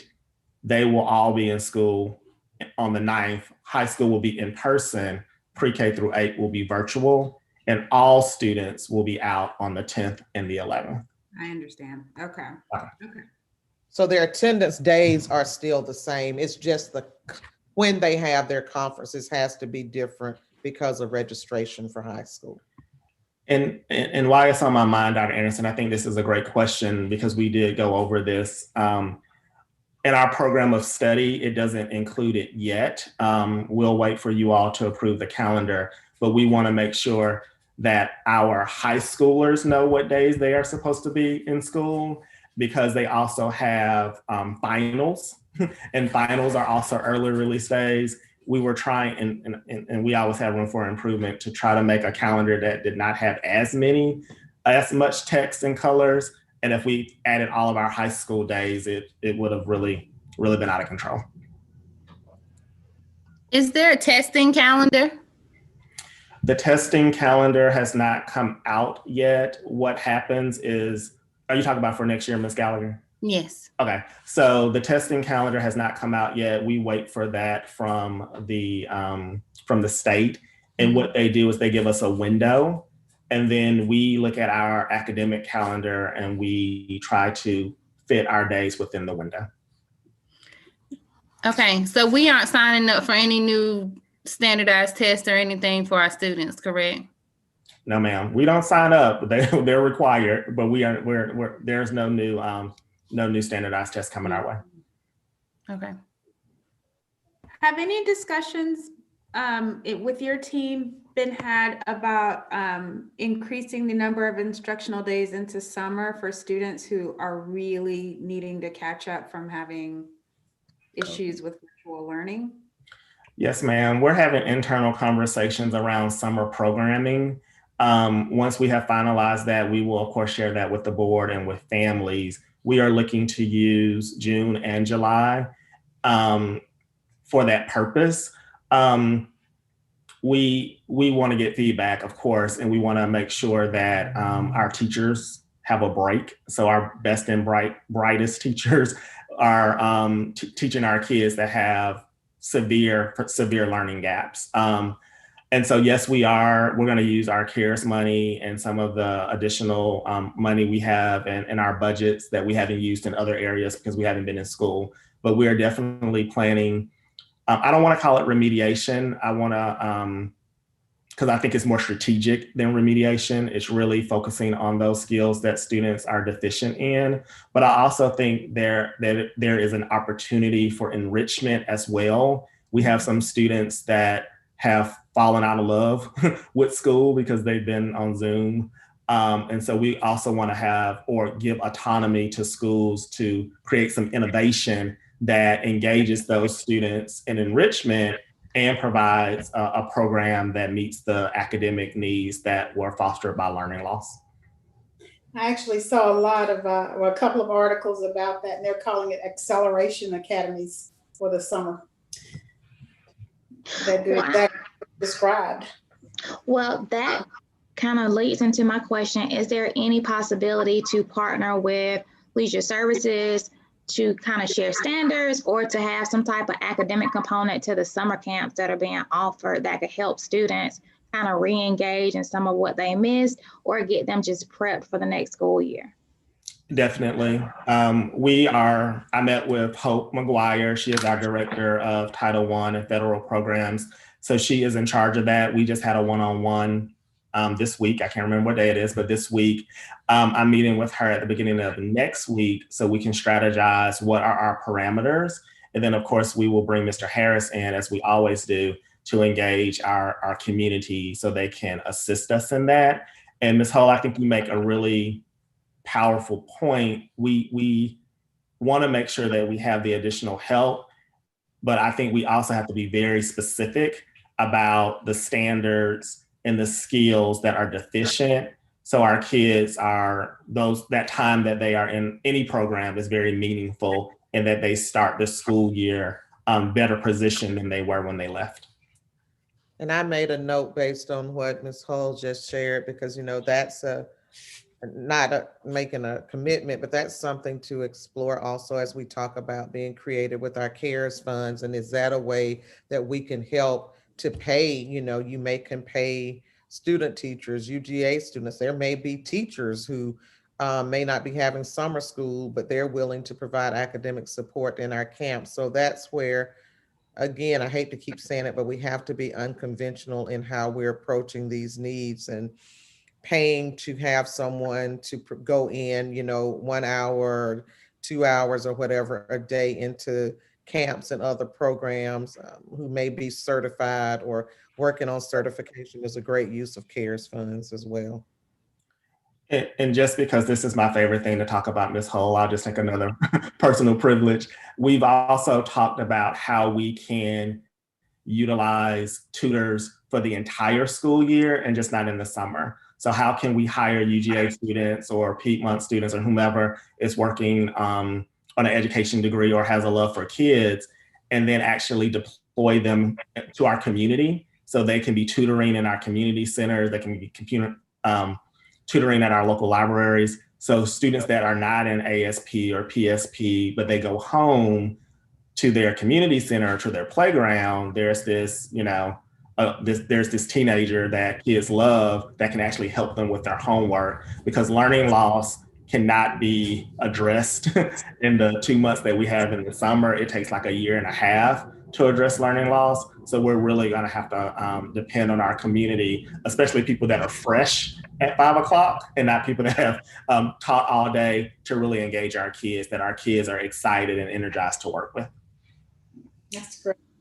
I love that. I love that. And I know that just some of the community groups that I'm familiar with are looking at doing like book clubs over the summer. So there are lists that they can have so that our students can take that extra time to read a book that's more appropriate that they may encounter next year or they didn't really do well with this year. I just think there's so many ways that we can all work together and not keep reinventing the wheel, but be very supportive of each other. So I'm really happy to hear that y'all are exploring some of those options. Yes, ma'am. I got one really quick, and it kind of goes with what you were saying, Mr. Gaskins. But I got a question. So for next year, are we reinvesting? Something that in my head, I hope that we can do at some point, reinvest in reading interventionists and just the additional support that's in the school that can do the pull-out groups and really get the kids, and not for testing, but because we got a whole year of nothing. But making sure that they're caught up. And I know, like, we can say we're gonna get people from the UGA, but really, but we're gonna have to we can pay retired teachers to come in and be reading interventionists. We can reinvest in the resources that we currently have, and we have tons of models that have worked in the past. It's just that I think as a community, and I'm just gonna say for Athens, what we do is we pay into something and then it works, and then we pull out of it as soon as we see the benefits, like, oh, it's working now, so we don't have to pay into it anymore. And I think reading interventionists is one of those things. So I'd like to see us, reinvest in the areas that we know we have gaps, but now we know that we're going to have an even greater gap in because they have not had the in-person support. That's noted, Ms. Gallagher. And I will say, under Dr. Thomas's leadership, any partnership that we have really stressed alignment to our strategic plan in our strategic plan, it spells out a clear literacy goal. Mr. Harris and I are working as we engage community groups and nonprofits that wish to work with our kids. They have to understand first what our strategic plan requires and how their work will impact our strategic plan. So we're very focused in adding value to our kids and everything we do, and just not having people, sit with our kids and maybe collect money, or maybe collect, I'm working with Clark County kids, but really, our expectation is that there is an impact, because the gap is serious. And I know that we all know this, but it takes 2 or more years of solid teaching to close a gap. And we have students that have 3 or more years of instructional gaps before COVID. And so COVID has just exacerbated that. So your comment is noted, and we will make sure that we do that. Mr. Gaskins, I was going to say, I do want to highlight what Ms. Gallagher and you mentioned, that it's really good, and Ms. Hull, it's really good to hear like those innovative ways. You mentioned something about having people in our neighborhoods or community centers. And I just want to really applaud you for that, and the team for that, because a lot of students want to do services, but not all of them, but a lot of our like apartment complexes and things like that have community centers, oftentimes that may go unused during certain hours. And so the more that we can get services in communities, I feel like that really builds an opportunity for families and students in our communities to build a relationship, and sometimes even sometimes build trust, right? Sometimes there is such a disconnect, not because students are capable, but because there is distrust in the relationships and things like that. So I do want to highlight, I love the idea of having things in our neighborhood where many of our families may not be able to get in on time with leisure services. Sometimes you may not be able to afford it, or you may not have transportation, or you may not have a job that allows you to get your child to a camp at a certain time. So really, really good to hear that is continuing, that you all are continuing to look at ways we can leverage, our relationships in our community.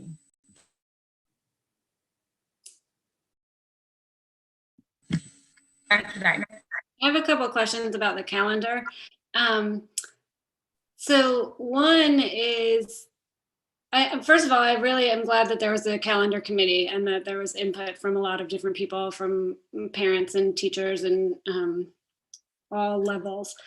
I guess I have a lot of questions, but my 2 major questions are, was there a discussion about why we go back so early in August? And is it a possibility not to go back that early, or did people not care about that? And then my other question is, the winter break on this calendar is 21 days long. And I wondered why that is, and if there's any possibility of having less winter break and more summer break, and not just because I prefer summer to winter, but I think that it also affects people in terms of things that they do in the summer, not just vacations, but jobs and internships and opportunities. The fact that we go, and it's not just our district, but it's kind of more of the South in general, go back so early, it makes it so that a lot of students don't have the opportunities that some other students have for participating in programs in the summer. We did not receive any feedback on our start date. Dr. Dykeman, that is, and Mr. Harris, I will defer to you. I can't remember anyone that was disappointed in our start date. I think people appreciated the week of Thanksgiving and then the long Christmas break. Not that we couldn't make that note, in the future. I just don't remember anyone making a comment about our start date. Mr. Harris? No, you're right. And I think Dr. Diamond kind of alluded to it. It's kind of commonality, or it seems to be in that space that us and our surrounding counties tend to start around that first week of August as we get pushed back earlier, but nobody on the committee made any note of it. And I just the winter break, and right, so it's not really off from any other year, but the winter break kind of is, because they're off starting December 16th, and then they don't come back until January 6th.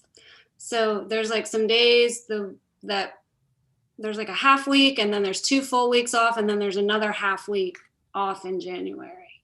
That is correct. And I think what we had to do, because the feedback was about the disjointed days off. So some of the days that were added to the Christmas holiday, those days were like in October or in September. So it was like, as we mentioned before, students were off kind of more frequently. And the committee gave us feedback that they would prefer longer breaks versus the disjointed breaks. So that's where they landed. And then I will say that, you know, teachers have to have 190 days and it is really, really difficult to figure out where 190 days live. And so that's where we put it.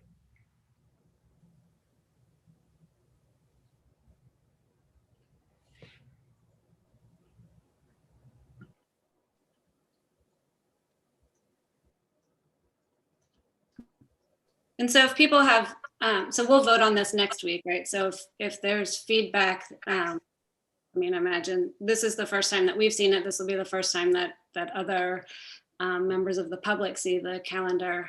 So imagine that there might be feedback between now and next week. That's correct. So they can, you know, if they reach out to you, if something's shared with us, you know, some of the areas we're more locked into, but you know, and we've looked at the calendar, I don't know how many times, and I didn't notice that there were 21 days off. And so I'm like, oh, really? But you know, that's something, you know, if we get feedback, you all are welcome to email me directly, and then I will share that with Mr. Harris and Mr. Gaskins, and we can look if there are any areas that we overlooked before and see what we need to check.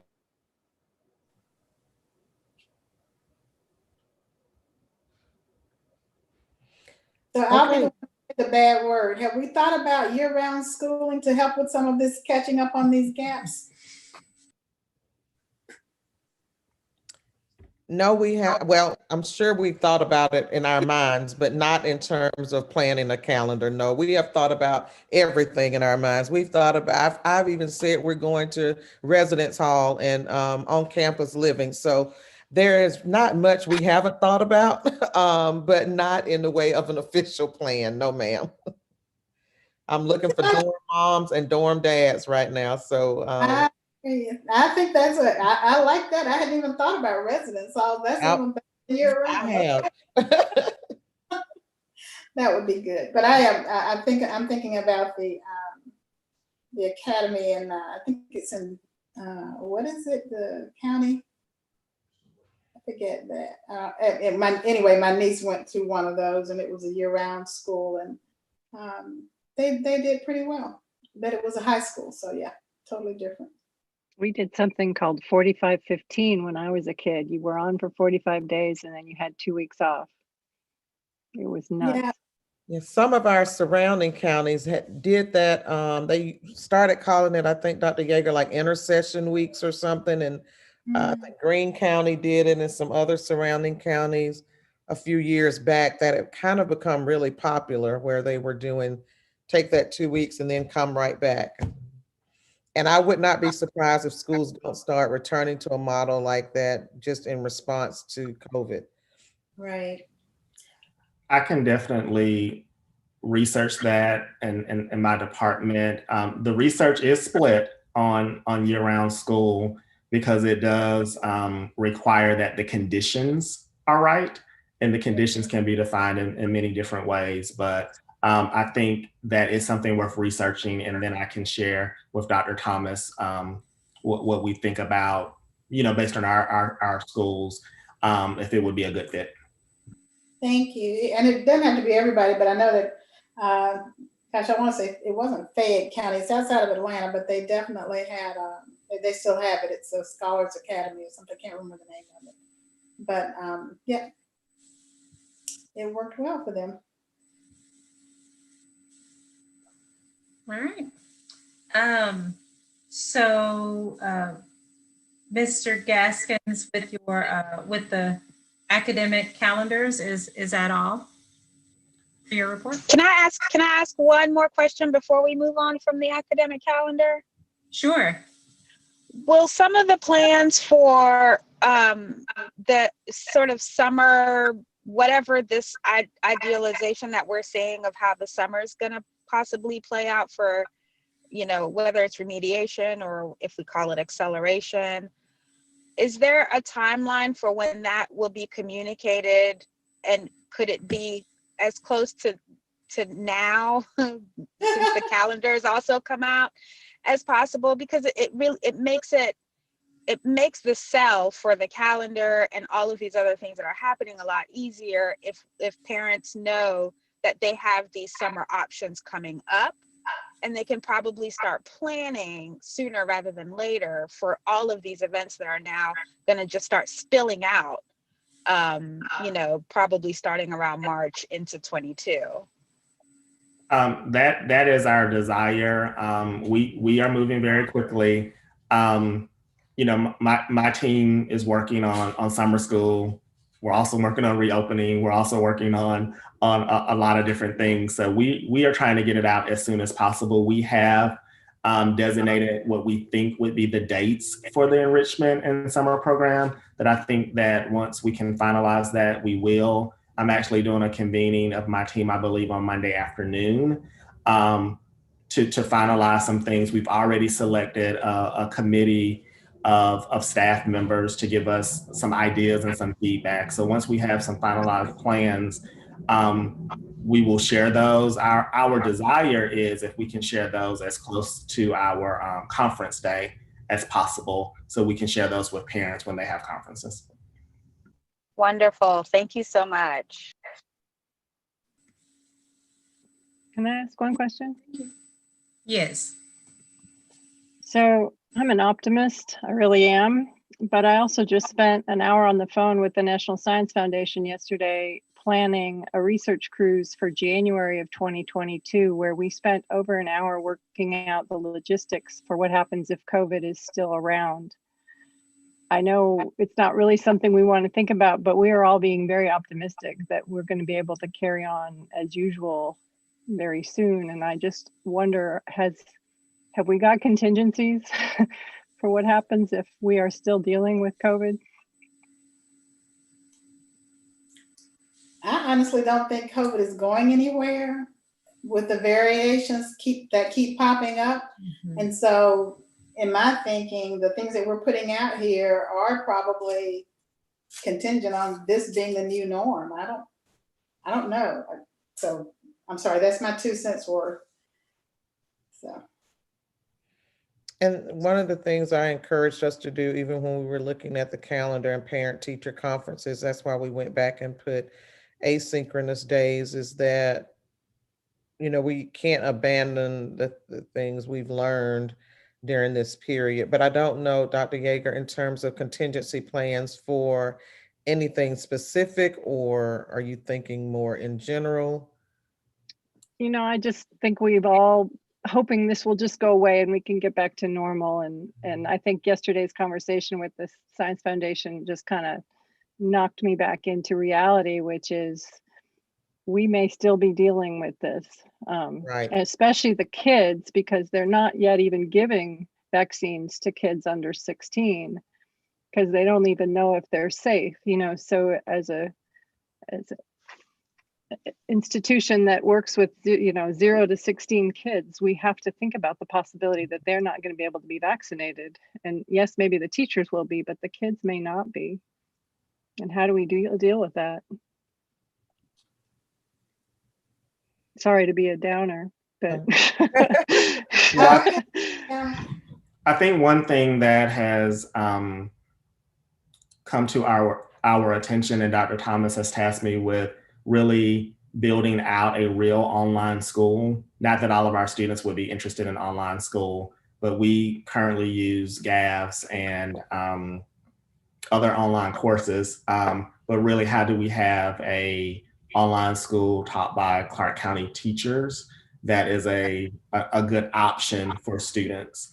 That teacher is the master of online learning, and they can replicate, as they can just replicate a really rigorous environment. So that is something that I'm working on with a member of my team in the background as an online school as one option as we move forward. But I definitely have noted your question, Dr. Yeager. Now my head is kind of spinning with ideas, but I think that we have to be ready for that. Great. I knew you would be, but thanks for saying it. And that's part of why we've talked about putting tutors in our communities as well. When we first started talking about it, it was even like for times like now. So having those resources where we can send tutors to community centers to support our kids is also something that we'll be able to continue if needed when we, have other rounds of this unfortunate pandemic and in different versions of that.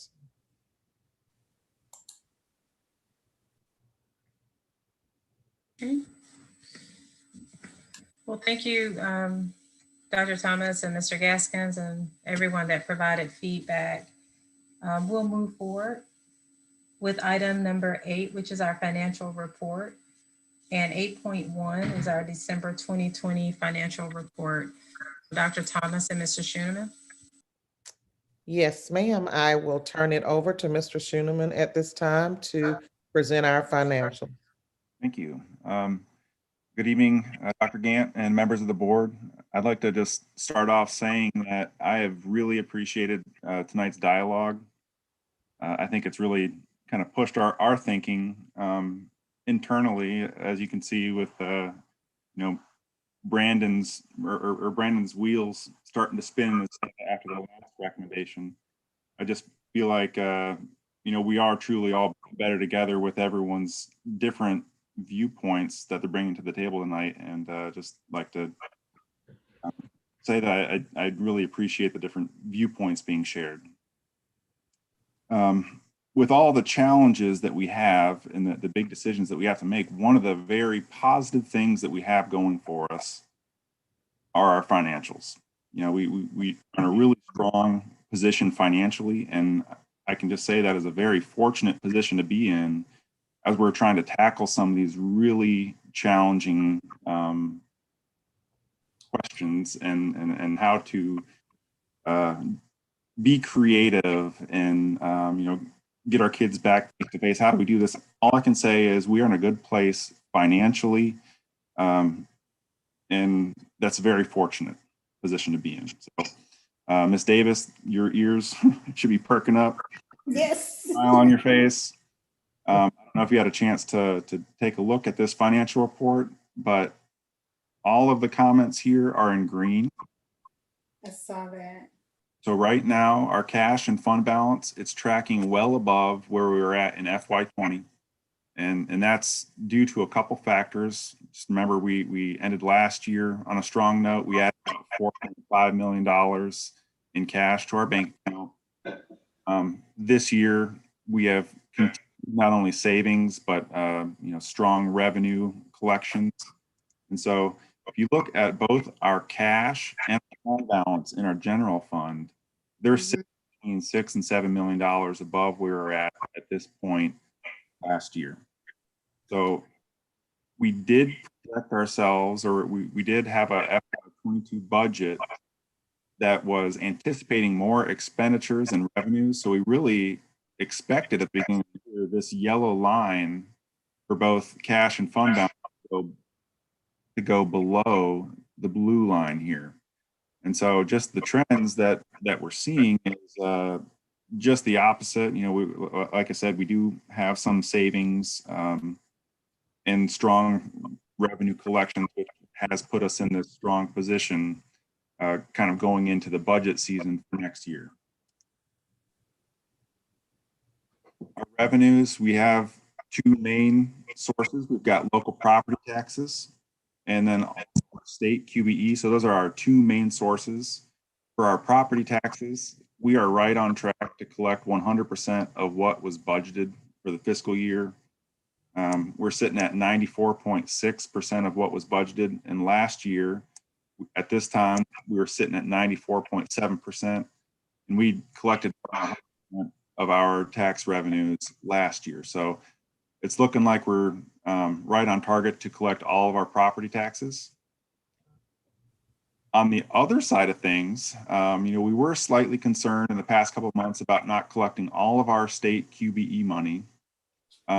There has been a few things that have transpired over the past month to 2 months. One of those is, I think I've shared this with the board, but this is the state of Georgia, the Department of Revenue. Each month they put out their own statement of revenues, and the one figure that you got to look at is 6.1%. So that 6.1%, what that's saying is, compared to last year, the revenues at the state level are up over 6%. So that the state is actually in a pretty good financial position going into the second half of this fiscal year. And so what's happened is our governor has taken a look at the second half of our fiscal year, and he's actually put out an amendment to the FY21 budget. So he's actually proposed an amendment. The line item specifically that I'm talking about on our revenue is this QBE allotment reduction. And for those of you that have been around for the budget season last year, probably recall that we had about $7.3 million of austerity from the state. This is where it lies on our statement of revenue. So with the state's strong collection of revenues, the governor's gone back in and addressed this one line item and said, hey, we really need to give some of this money back to schools. And so in his proposed budget, which is linked right here on page 13, you can go in and see the proposal.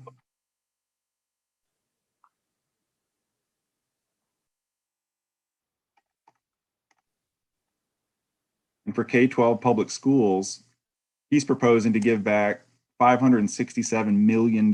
So restoring almost 60% of that austerity that they initially gave to school systems. And so what that means for Clark County is that we're going to get, if it passes, and I got another email today that just kind of summarizes the activity at the level. The legislature basically turned around with their own budget, which strongly mirrors exactly what the government put out. And it's highly likely that we will get about $4 million of unbudgeted funding from the state. Oh my goodness. Yeah. So we are likely going to receive about $4 million more in QBE funds than we had budgeted at the beginning of the year. So if we look at our revenue statement, without that $4 million, we are still looking pretty good. I did mention our property tax collection. We're at 96%, and that's right on track to receive all of those property taxes. And then our QBE earnings, we had a little question up until this month, and now we think we might get $4 million more. So we're doing well there. Overall, we received 68.6% of our budgeted revenue, and we're actually ahead of where we were at this time last year. So overall, just how it percentage-wise, how it stacks up, what we receive from the state accounts for 21% of our overall revenues that we've collected. This will actually grow to about 40% by the time the fiscal year is done. That's great. About 79%, and that's just due to the timing of when we collect our property taxes.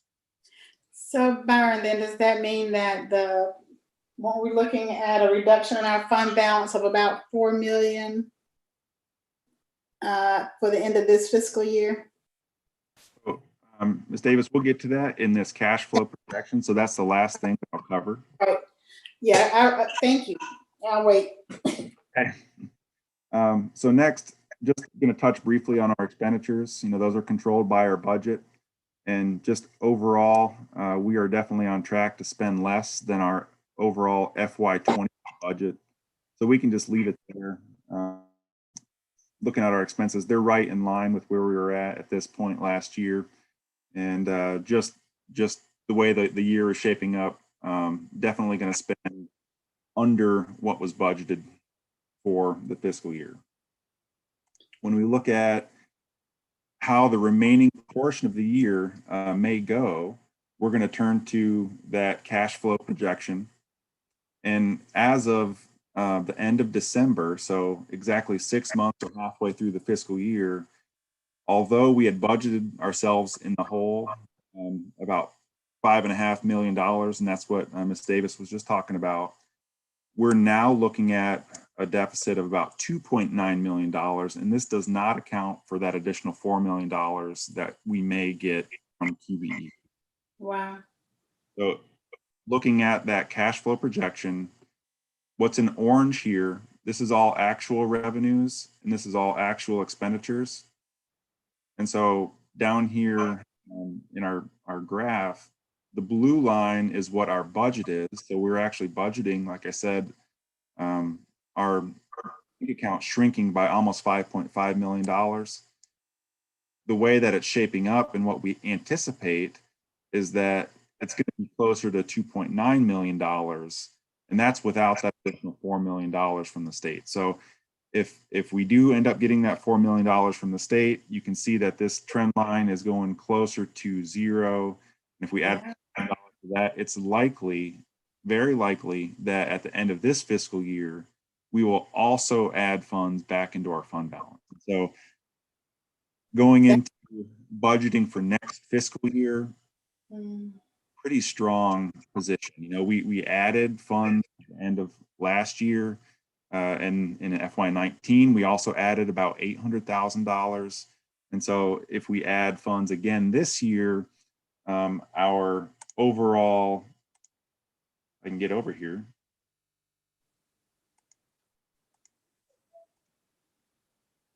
When we're looking at our threshold of $25.3 million, we will be several million dollars over that minimum threshold that we want. So it's just a very safe place to be. It is. So in combination of that additional $4 million from QBE and the amount of money that we're getting through CARES, all I can say is that we're in a strong position financially to support some of these creative ideas to solve some of these challenging, complex issues. I have a question. Yes, ma'am. Well, two questions. My first one is, do you have like a class on understanding all of these different categories? And my second question is, on this screen where it says expense percentage paid prior year to current year, what, like, we aren't in school, what are we buying? One of the main things to keep in mind, 85 to 90% of our budget is made up with personnel, salaries, and benefits. And so we're not face-to-face doing instruction, still working, we're still paying salaries and benefits. So the vast majority of our budget, which is spent on salaries and benefits, we are still spending. So subs and bus drivers and custodians and all of the people who would have got paid for being in school who are not currently in school and getting paid are still getting paid? I guess the caveat with what you just said, as long as they are our employees. So right now the substitutes are not our employees. Okay. And, we had elected to last year pay them their average rate through that substitute staffing company that we went through.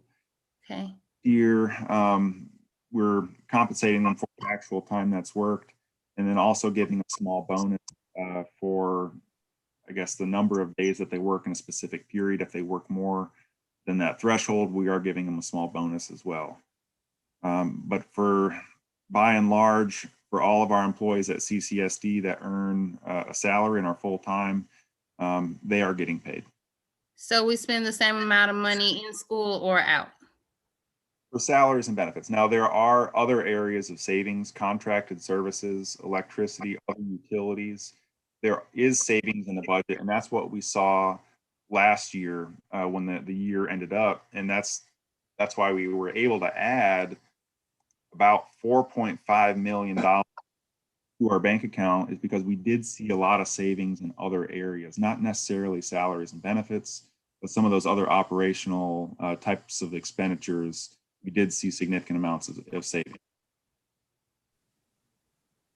Okay, so do you have a class? Because I got like a lot of more questions. I will be happy if you ever want to set up a time. It goes for anybody on this call. You know, we can sit down and have a question and answer training session. I'd be more than happy to do that. Thank you. And when you schedule that, Karina, please invite me because I love learning. Yes, ma'am.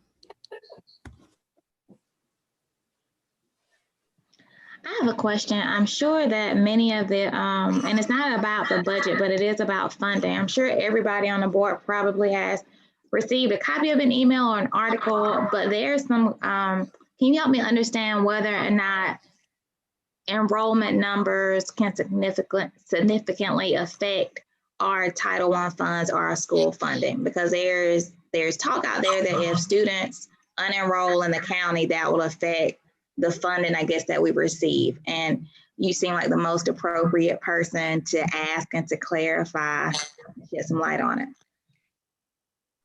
So our funding, which makes up about between 40 and 45% of our overall budget, that is a direct, it's directly tied to those FTE counts. So you are, the district earns funding per FTE. And as we see a decline, if parents pull their students out of school, there is, you know, as we see a reduction in FTE counts, our funding is impacted Negatively. As a, what I'm trying to think of the word, as a proration, not a proration, but a percentage of that amount that goes down. So for instance, if you look at the last FTE count, which was in October of 2020, and compare that to the October of 2019 count, the overall FTE counts are down roughly 4% across the board. We saw a more significant decrease in the kindergarten through fifth environment, and at the high school and middle school level, it stayed pretty consistent, pretty steady. But that decrease definitely does impact our QBE funding, you know, very much so. Thank you. Welcome.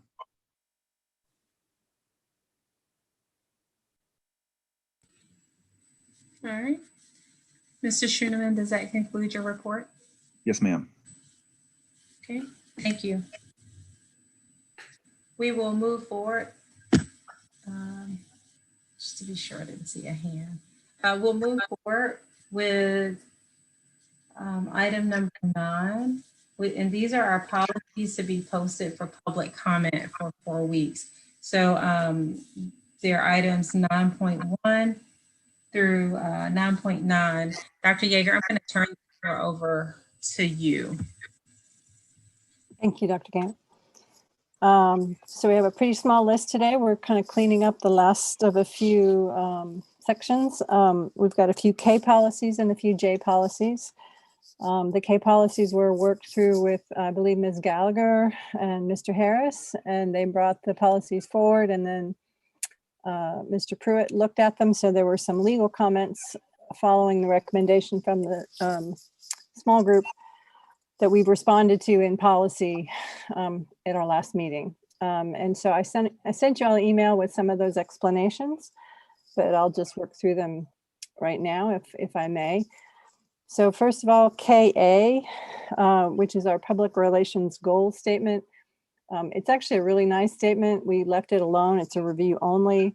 It talks about using a variety of media to communicate. It talks about including channels for feedback, which of course we desperately need, and fostering partnerships. So we really like this policy and left it alone completely, and there were no legal implications of the policy. So we thought we'd keep it in place. So it's a review only. It was originally, or last reviewed in 2015, so it's not very old either.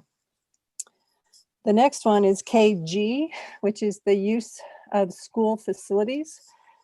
It was last reviewed in 2013.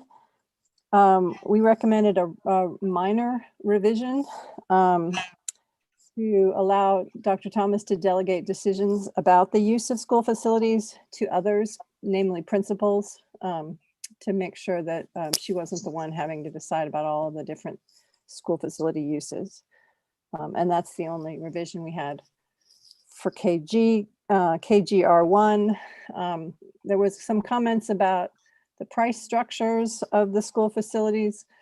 And I understand that this was reviewed and approved, or by the team. Then there was there's some exhibits as well, and the exhibits might need to be updated, but that's not really the board's providence, so we didn't go there. The only other question that I've had in the week since our policy meeting was from Mr. Davis, and I think it's a good question, and I think I have a good answer for him, which was, do we charge groups that want to come in the school and say help with literacy? So if they're not the PTO or the LSGT, maybe it's a church group or maybe it's a community group, do they qualify under the no charge? And so we looked into the policy a little bit, and it does talk about what's the wording? Hang on, let me find the wording. Sorry, school associated or school support or something like that. And I think Mr. Harris, maybe you want to chime in here, but I think we agreed that that clause included things like community school usage and others. So most of the folks we want in the schools to help our kids would get free access.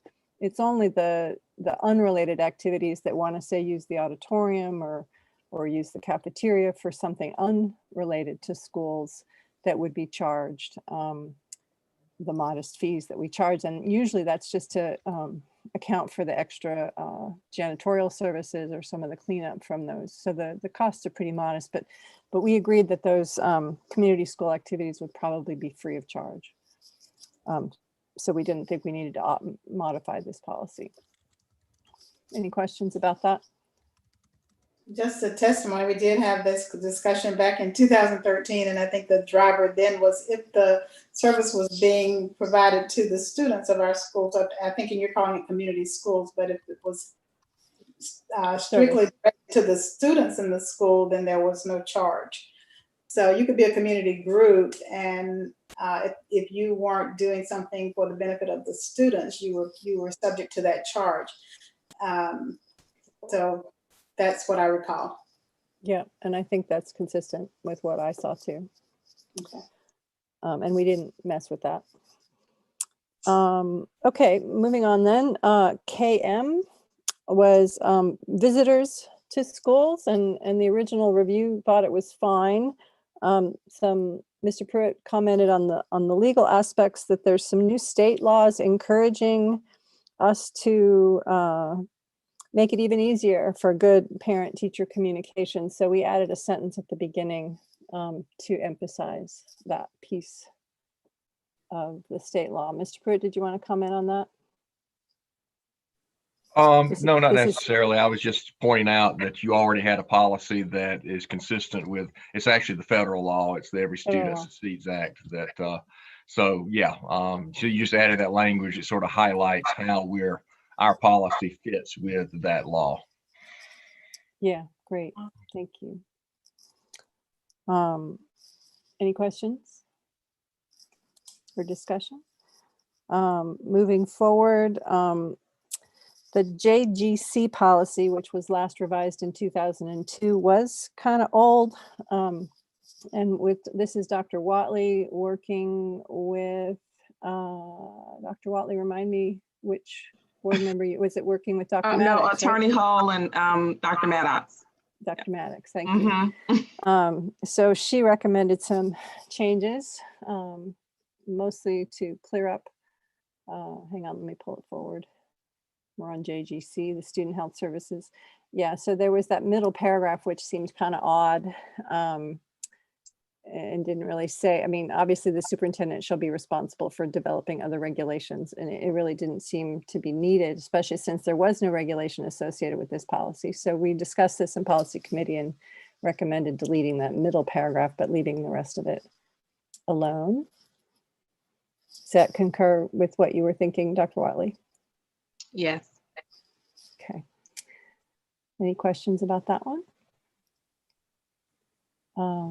Moving forward to JGCB, student immunizations. We had quite a discussion about this one. Of course, it's very relevant to the present situation.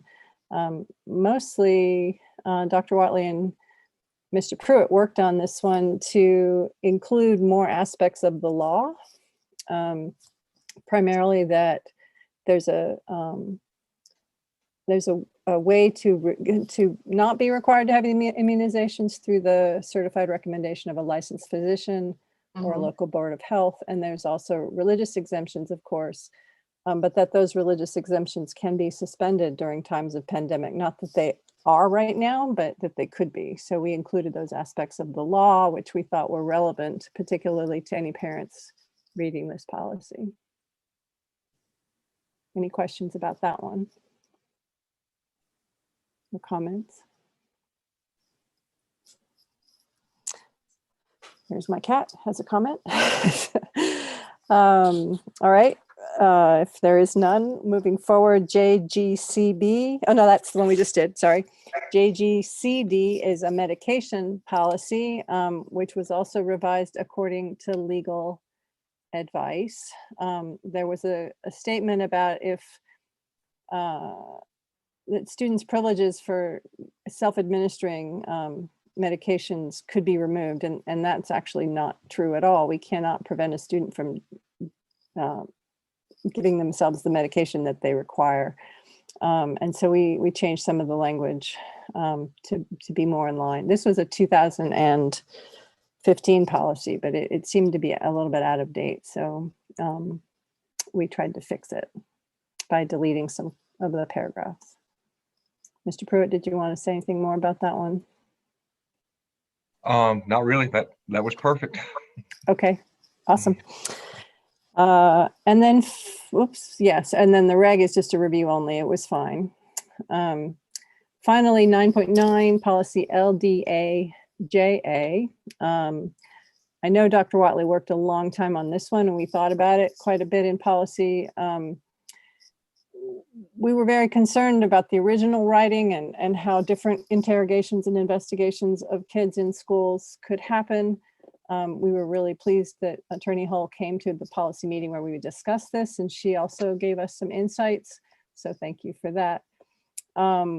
What we've done is focus this policy entirely on interrogations by law enforcement and no one else. So this policy just allows the school to sort of protect the student where needed, have adults in the room, require various conditions for any student that's being interrogated by law enforcement. And I think it's a much better policy now that we've done that. Anybody else want to comment? In the discussions, I thought there was a concern about like agencies of the state having access to students. Where is that covered if it's not going to be covered here? Like DFACs or people like that coming in doing their investigations. I remember that conversation from the earlier discussions on this one. Right. If I could jump in. Yeah, Ms. Davis. So that was the way that was solved. I was targeting it only at law enforcement. So if a social worker or, anyone investigating a child abuse situation, that was my concern, is that it might be interpreted to keep child abuse investigators out. So it's been modified to only apply to law enforcement, not to social workers and child abuse related personnel. So I guess, go ahead. Yeah, are students then therefore subjected to being interrogated by social workers, by DFACS or any other advocacy group that may show up without notification of parents?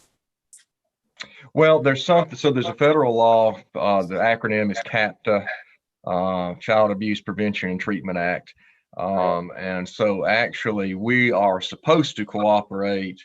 I mean, if there's a child abuse situation and a social worker from DFACS needs to interview that child and not inform the parent for fear of retribution, we need to cooperate with that, and we're actually required to by CAPTA. Wow. So I'll just jump in if allowed, but we had discussion with that, and I'm blanking on her name, but Crystal, what's Crystal Gillis, yes. So Ms. Gillis, from what I understand, she actually has a background in DFACS, so she gave a lot of insight about the investigations, and there was a lot of talk about making sure that if a social worker is interviewing a child and we're having to follow that, there could be some safety precautions taken so that, you know, an administrator can be in earshot outside of the door to make sure that it's handled correctly and allowing those interviews to happen, but protecting our children from the abuse of, well, not the abuse, but the experience of having to go through, say, a forensic interview or a psychosexual or something that could technically happen at school, but shouldn't be happening at school. So there was a lot of good conversation around what are we required to do, what can we protect the students from, and Dr. Watley and Ms. Gillis even went further to say, okay, now we're going to start to have to build out these procedures to align with the policies to make sure that everybody's on board. So I really appreciated that discussion. And then also, just for clarity's sake, the social workers, they're not really interrogating, they're more or less interviewing. And so I just wanted to make sure that people were aware that, you know, it is not an interrogation that a social worker, that it's more like, you know, kind of to your point, Attorney Hull, they'll be, you know, interviewing these students really in sensitive situations. And we want to make sure that we protect that and for the children to feel safe.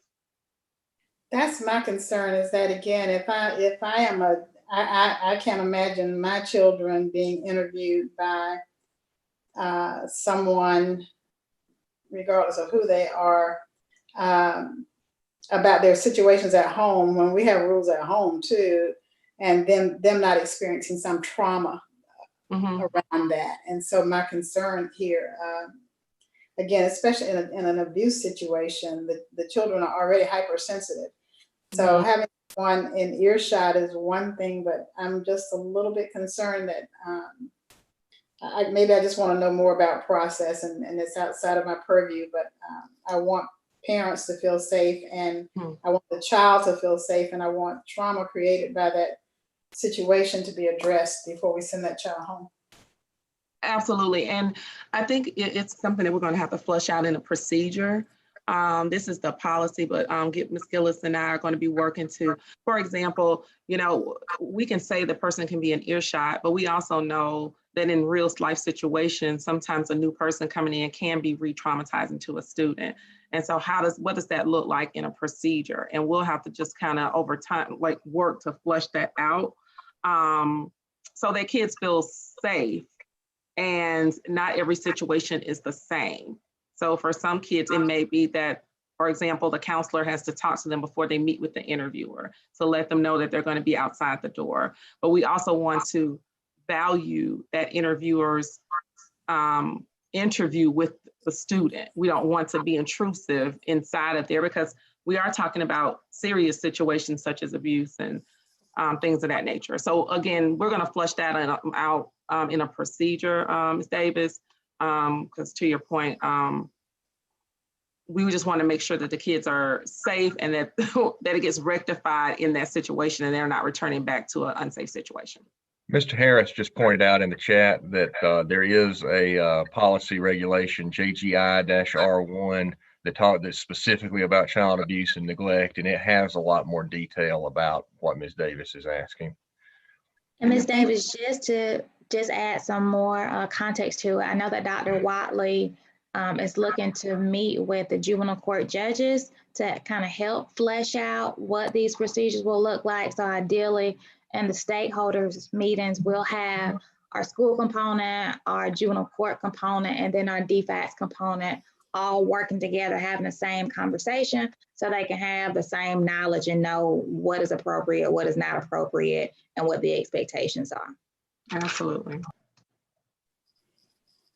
I'm feeling a little bit better, just a little bit better.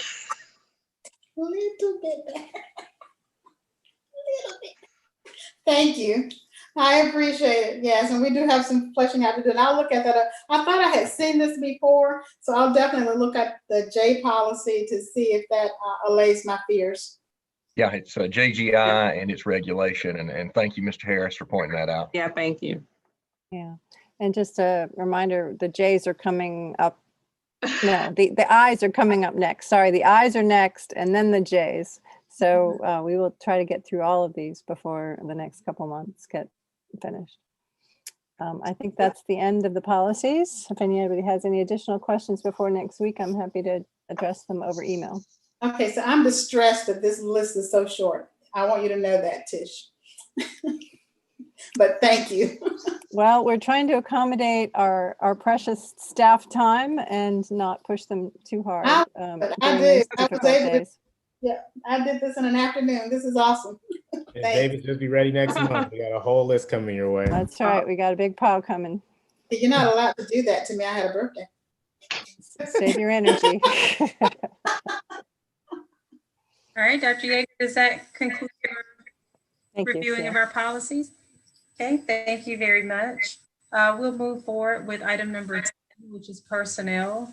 Item 10.1 is our February 2021 personnel report. And then item 10.2 is the February 2021 contract list. Dr. Thomas, I'm going to turn the floor over to you. And then if there are any questions by anyone, if you would take the time to ask those questions now. Yes, ma'am. So it would be my recommendation that the personnel report as presented will be accepted and voted on for next week. And the contract list, I apologize, I've been trying to, it is not loading, but it's my understanding that that is the list of individuals being brought before the board for contracts for the 21-22 school year. And we will make sure that you're able to access that. I apologize. It's just long. It'll take a minute, but it'll load. Yeah, it was long, and then it started telling me that it wasn't loading. But yes, it is our full contract list for the 21-22 school year. Did everyone refresh so that they have the right document under the personnel, under 10.1? I had the wrong document was there earlier, but I fixed it. So I just want to make sure everyone has the correct document. I'll go back and do that. Thank you. Are there any questions or discussion for Dr. Thomas? So this is February, right? So these are the contracts for next year. Is that what this list is? Yes, ma'am. Okay, I thought so. I just wanted to confirm that. Do we have more or less? Miss Linda, I wish I could tell you, but it's okay. Not an HR person. I'm trying to keep up with so much, and no worries, no worries. I'm so sorry. Without Miss Duke here tonight, she would be able to really give that to you within a matter of seconds. But I can find that out and let you know. Oh, no worries. Don't spend time on that. But do tell her that I miss her. Yeah, teachers actually aren't required to make their contract decisions until much later in the year. So we're doing this a lot earlier than we used to go ahead and get the, you get the bulk of it. You can do early. So that's what you're seeing. And it allows principals the opportunity, if teachers notify us that they're not returning, principals have asked consistently to have more advanced time to post and hire in order to find strong candidates. Okay, great. Okay, now I can see the personnel list. I'm sorry, I didn't see that earlier. All right. Can I ask about process in, Yes, ma'am. these meetings? So for the personnel approvals or this document with, you know, a lot of people in it, for the new members, is it just our job to check off on it, or is there a more robust conversation that happens at some point about these, what this means in the broader picture? How does that work? So, Go ahead, Dr. Gant. well, I was just saying more so from a board perspective, and then maybe Dr. Thomas can speak to you from a superintendent perspective. So yeah, typically if they're like more general questions about the personnel list, you know, like very general, then those can be asked, you know, at this time. If there's like, you know, oh, it's like 100 people on here, or is this increasing, like generally about contracts? But I think it's probably best practice if there are individual questions, particularly about specific people, to ask those directly to Dr. Thomas. Also, however, it is a fine line because you know, we are sort of approving this recommendation. Now, if there are glaring like issues with someone that, you know, that maybe someone may have missed that have to do with like harm or what have you, then of course that's the question that a conversation you want to have with Dr. Thomas. But in general, because we don't hire these individuals and it's the you know, superintendent that does, the robust conversation really sort of stops there. And so it's not necessary, it doesn't go into like who I think would be the perfect person for this position, or why is this person. So it's more so questions related, let's just say, to strategic planning or our strategic goals. If we see like, you know, transportation and nutrition, those are some of the areas I'd like to keep an eye on. If it's something with retention there, you know, those are the types of questions that generally would be appropriate for board members. And when it's, And if I can jump in and just sort of give the legal background on that. So there's a state statute that does require the board to approve the personnel list, but then you also have the state mandated local board member code of ethics, one of which bullet item says that you should not undermine the authority of the local superintendent or intrude into responsibilities that properly belong to the superintendent, including such functions as hiring, transferring, or dismissing employees. So, you know, obviously there's a little bit of a conflict there. I think what Dr. Gant just explained is, I mean, that is the GSBA training. And if you haven't already done it, and when you do your new board member orientation, you know, that what Dr. Gant just said is what you will hear, is how that's reconciled. So just for a little bit of clarity, I wasn't asking about do we receive granular information about the personnel on the lists? That's not that wasn't my question at all. And I did do the orientation, so I fully understand that that's not a thing.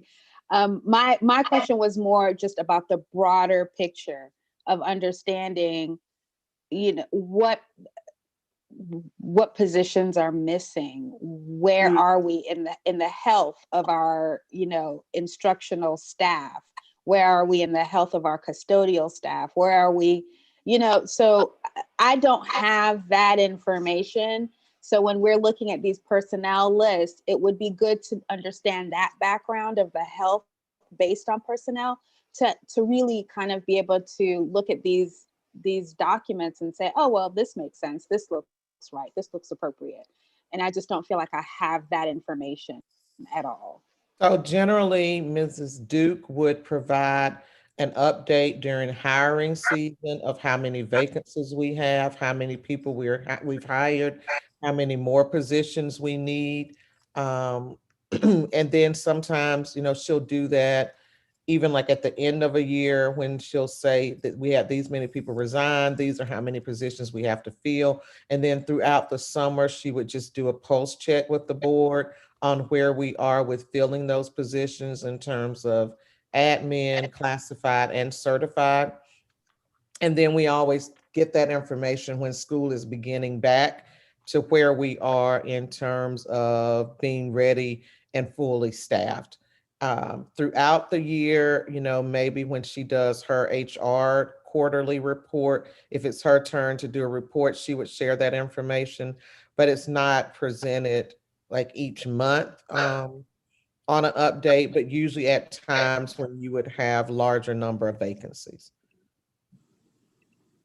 Perfect. Thank you so much for that information. That was very helpful.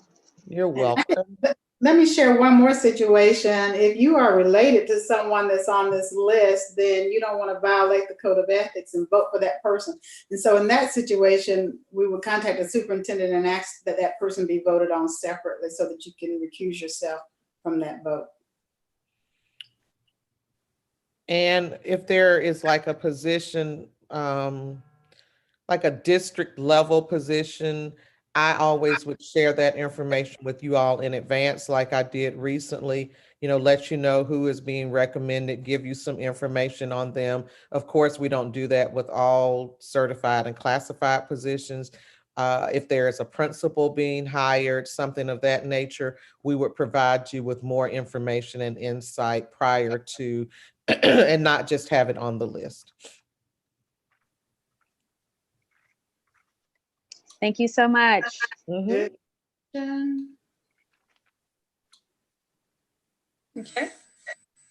We'll move forward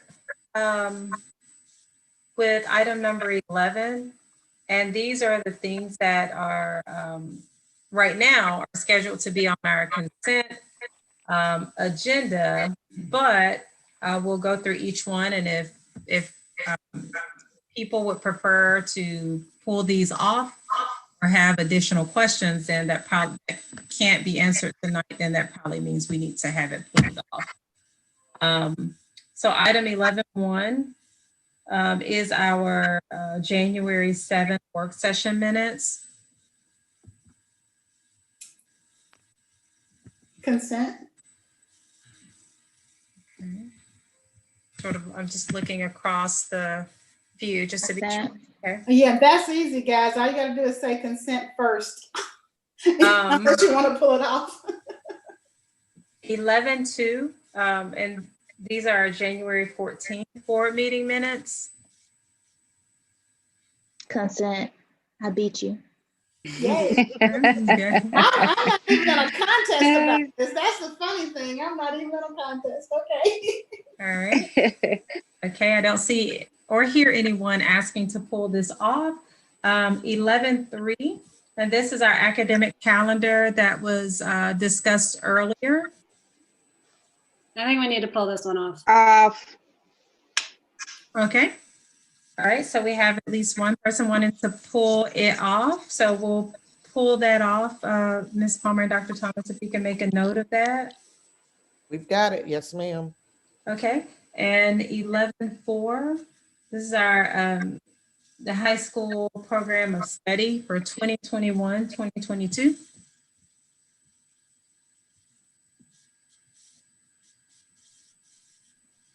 And if I'm not mistaken, this was sent to us earlier, I think. Yeah. Mr. Gaskins, do you need to just give any information about how this comes up annually? I can. Excuse me. I did put it in the board update last Friday. The program of study is really two things. So on page 7 of this booklet, it identifies the courses that are required for graduation. So there is a DOE policy that says that the board must approve the program of study. That's the, excuse me, as the state defines program of study, it is the courses needed for graduation. The program of study has not changed since last year. We did make a revision to this program of study where we added multicultural literature as that 12th grade course that students could take. That came from our 12th grade teachers saying that students were not as interested in British Lit. Students can still take British Lit towards graduation, but the program of study, the course that we offer towards graduation is multicultural education. And that really is the only update in the last 2 years. And then the rest of the program study is actually the program of study booklet, which is our local policy that we approve every year. And it is a listing of the courses that are provided at our 3 high schools. Can we just pull this? Yeah.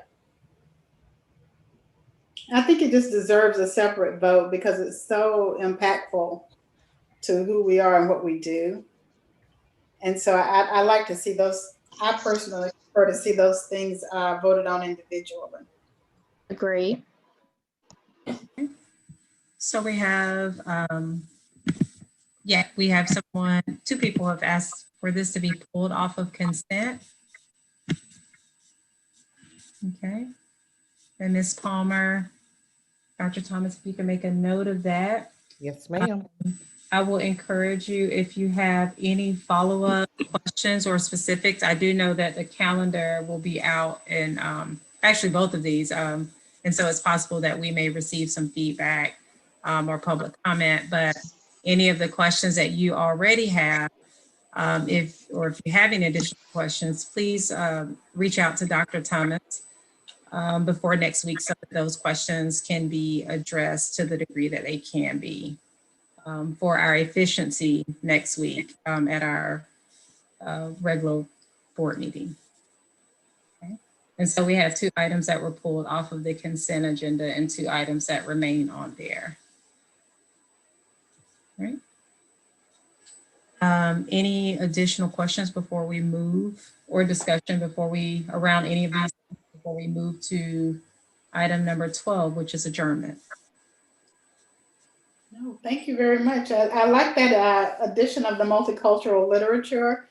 And so I know that that one typically wakes our community up. And so let's have that conversation. And so that explanation that you offered was very good, especially with it coming at the recommendation of the staff, of the teachers or of your team. I think that's really important that we signal that inclusiveness that's happening with that literature.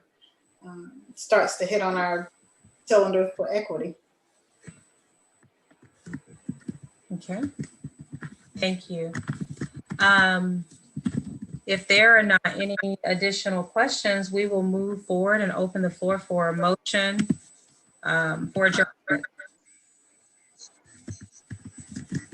Have I intimidated y'all? I so move. Second.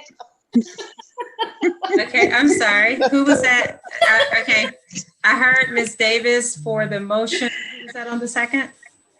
Me, Mumbies. Okay, Dr. Anderson. All right. My first one. Awesome. I don't see any objections or questions in my screen. So what that means is that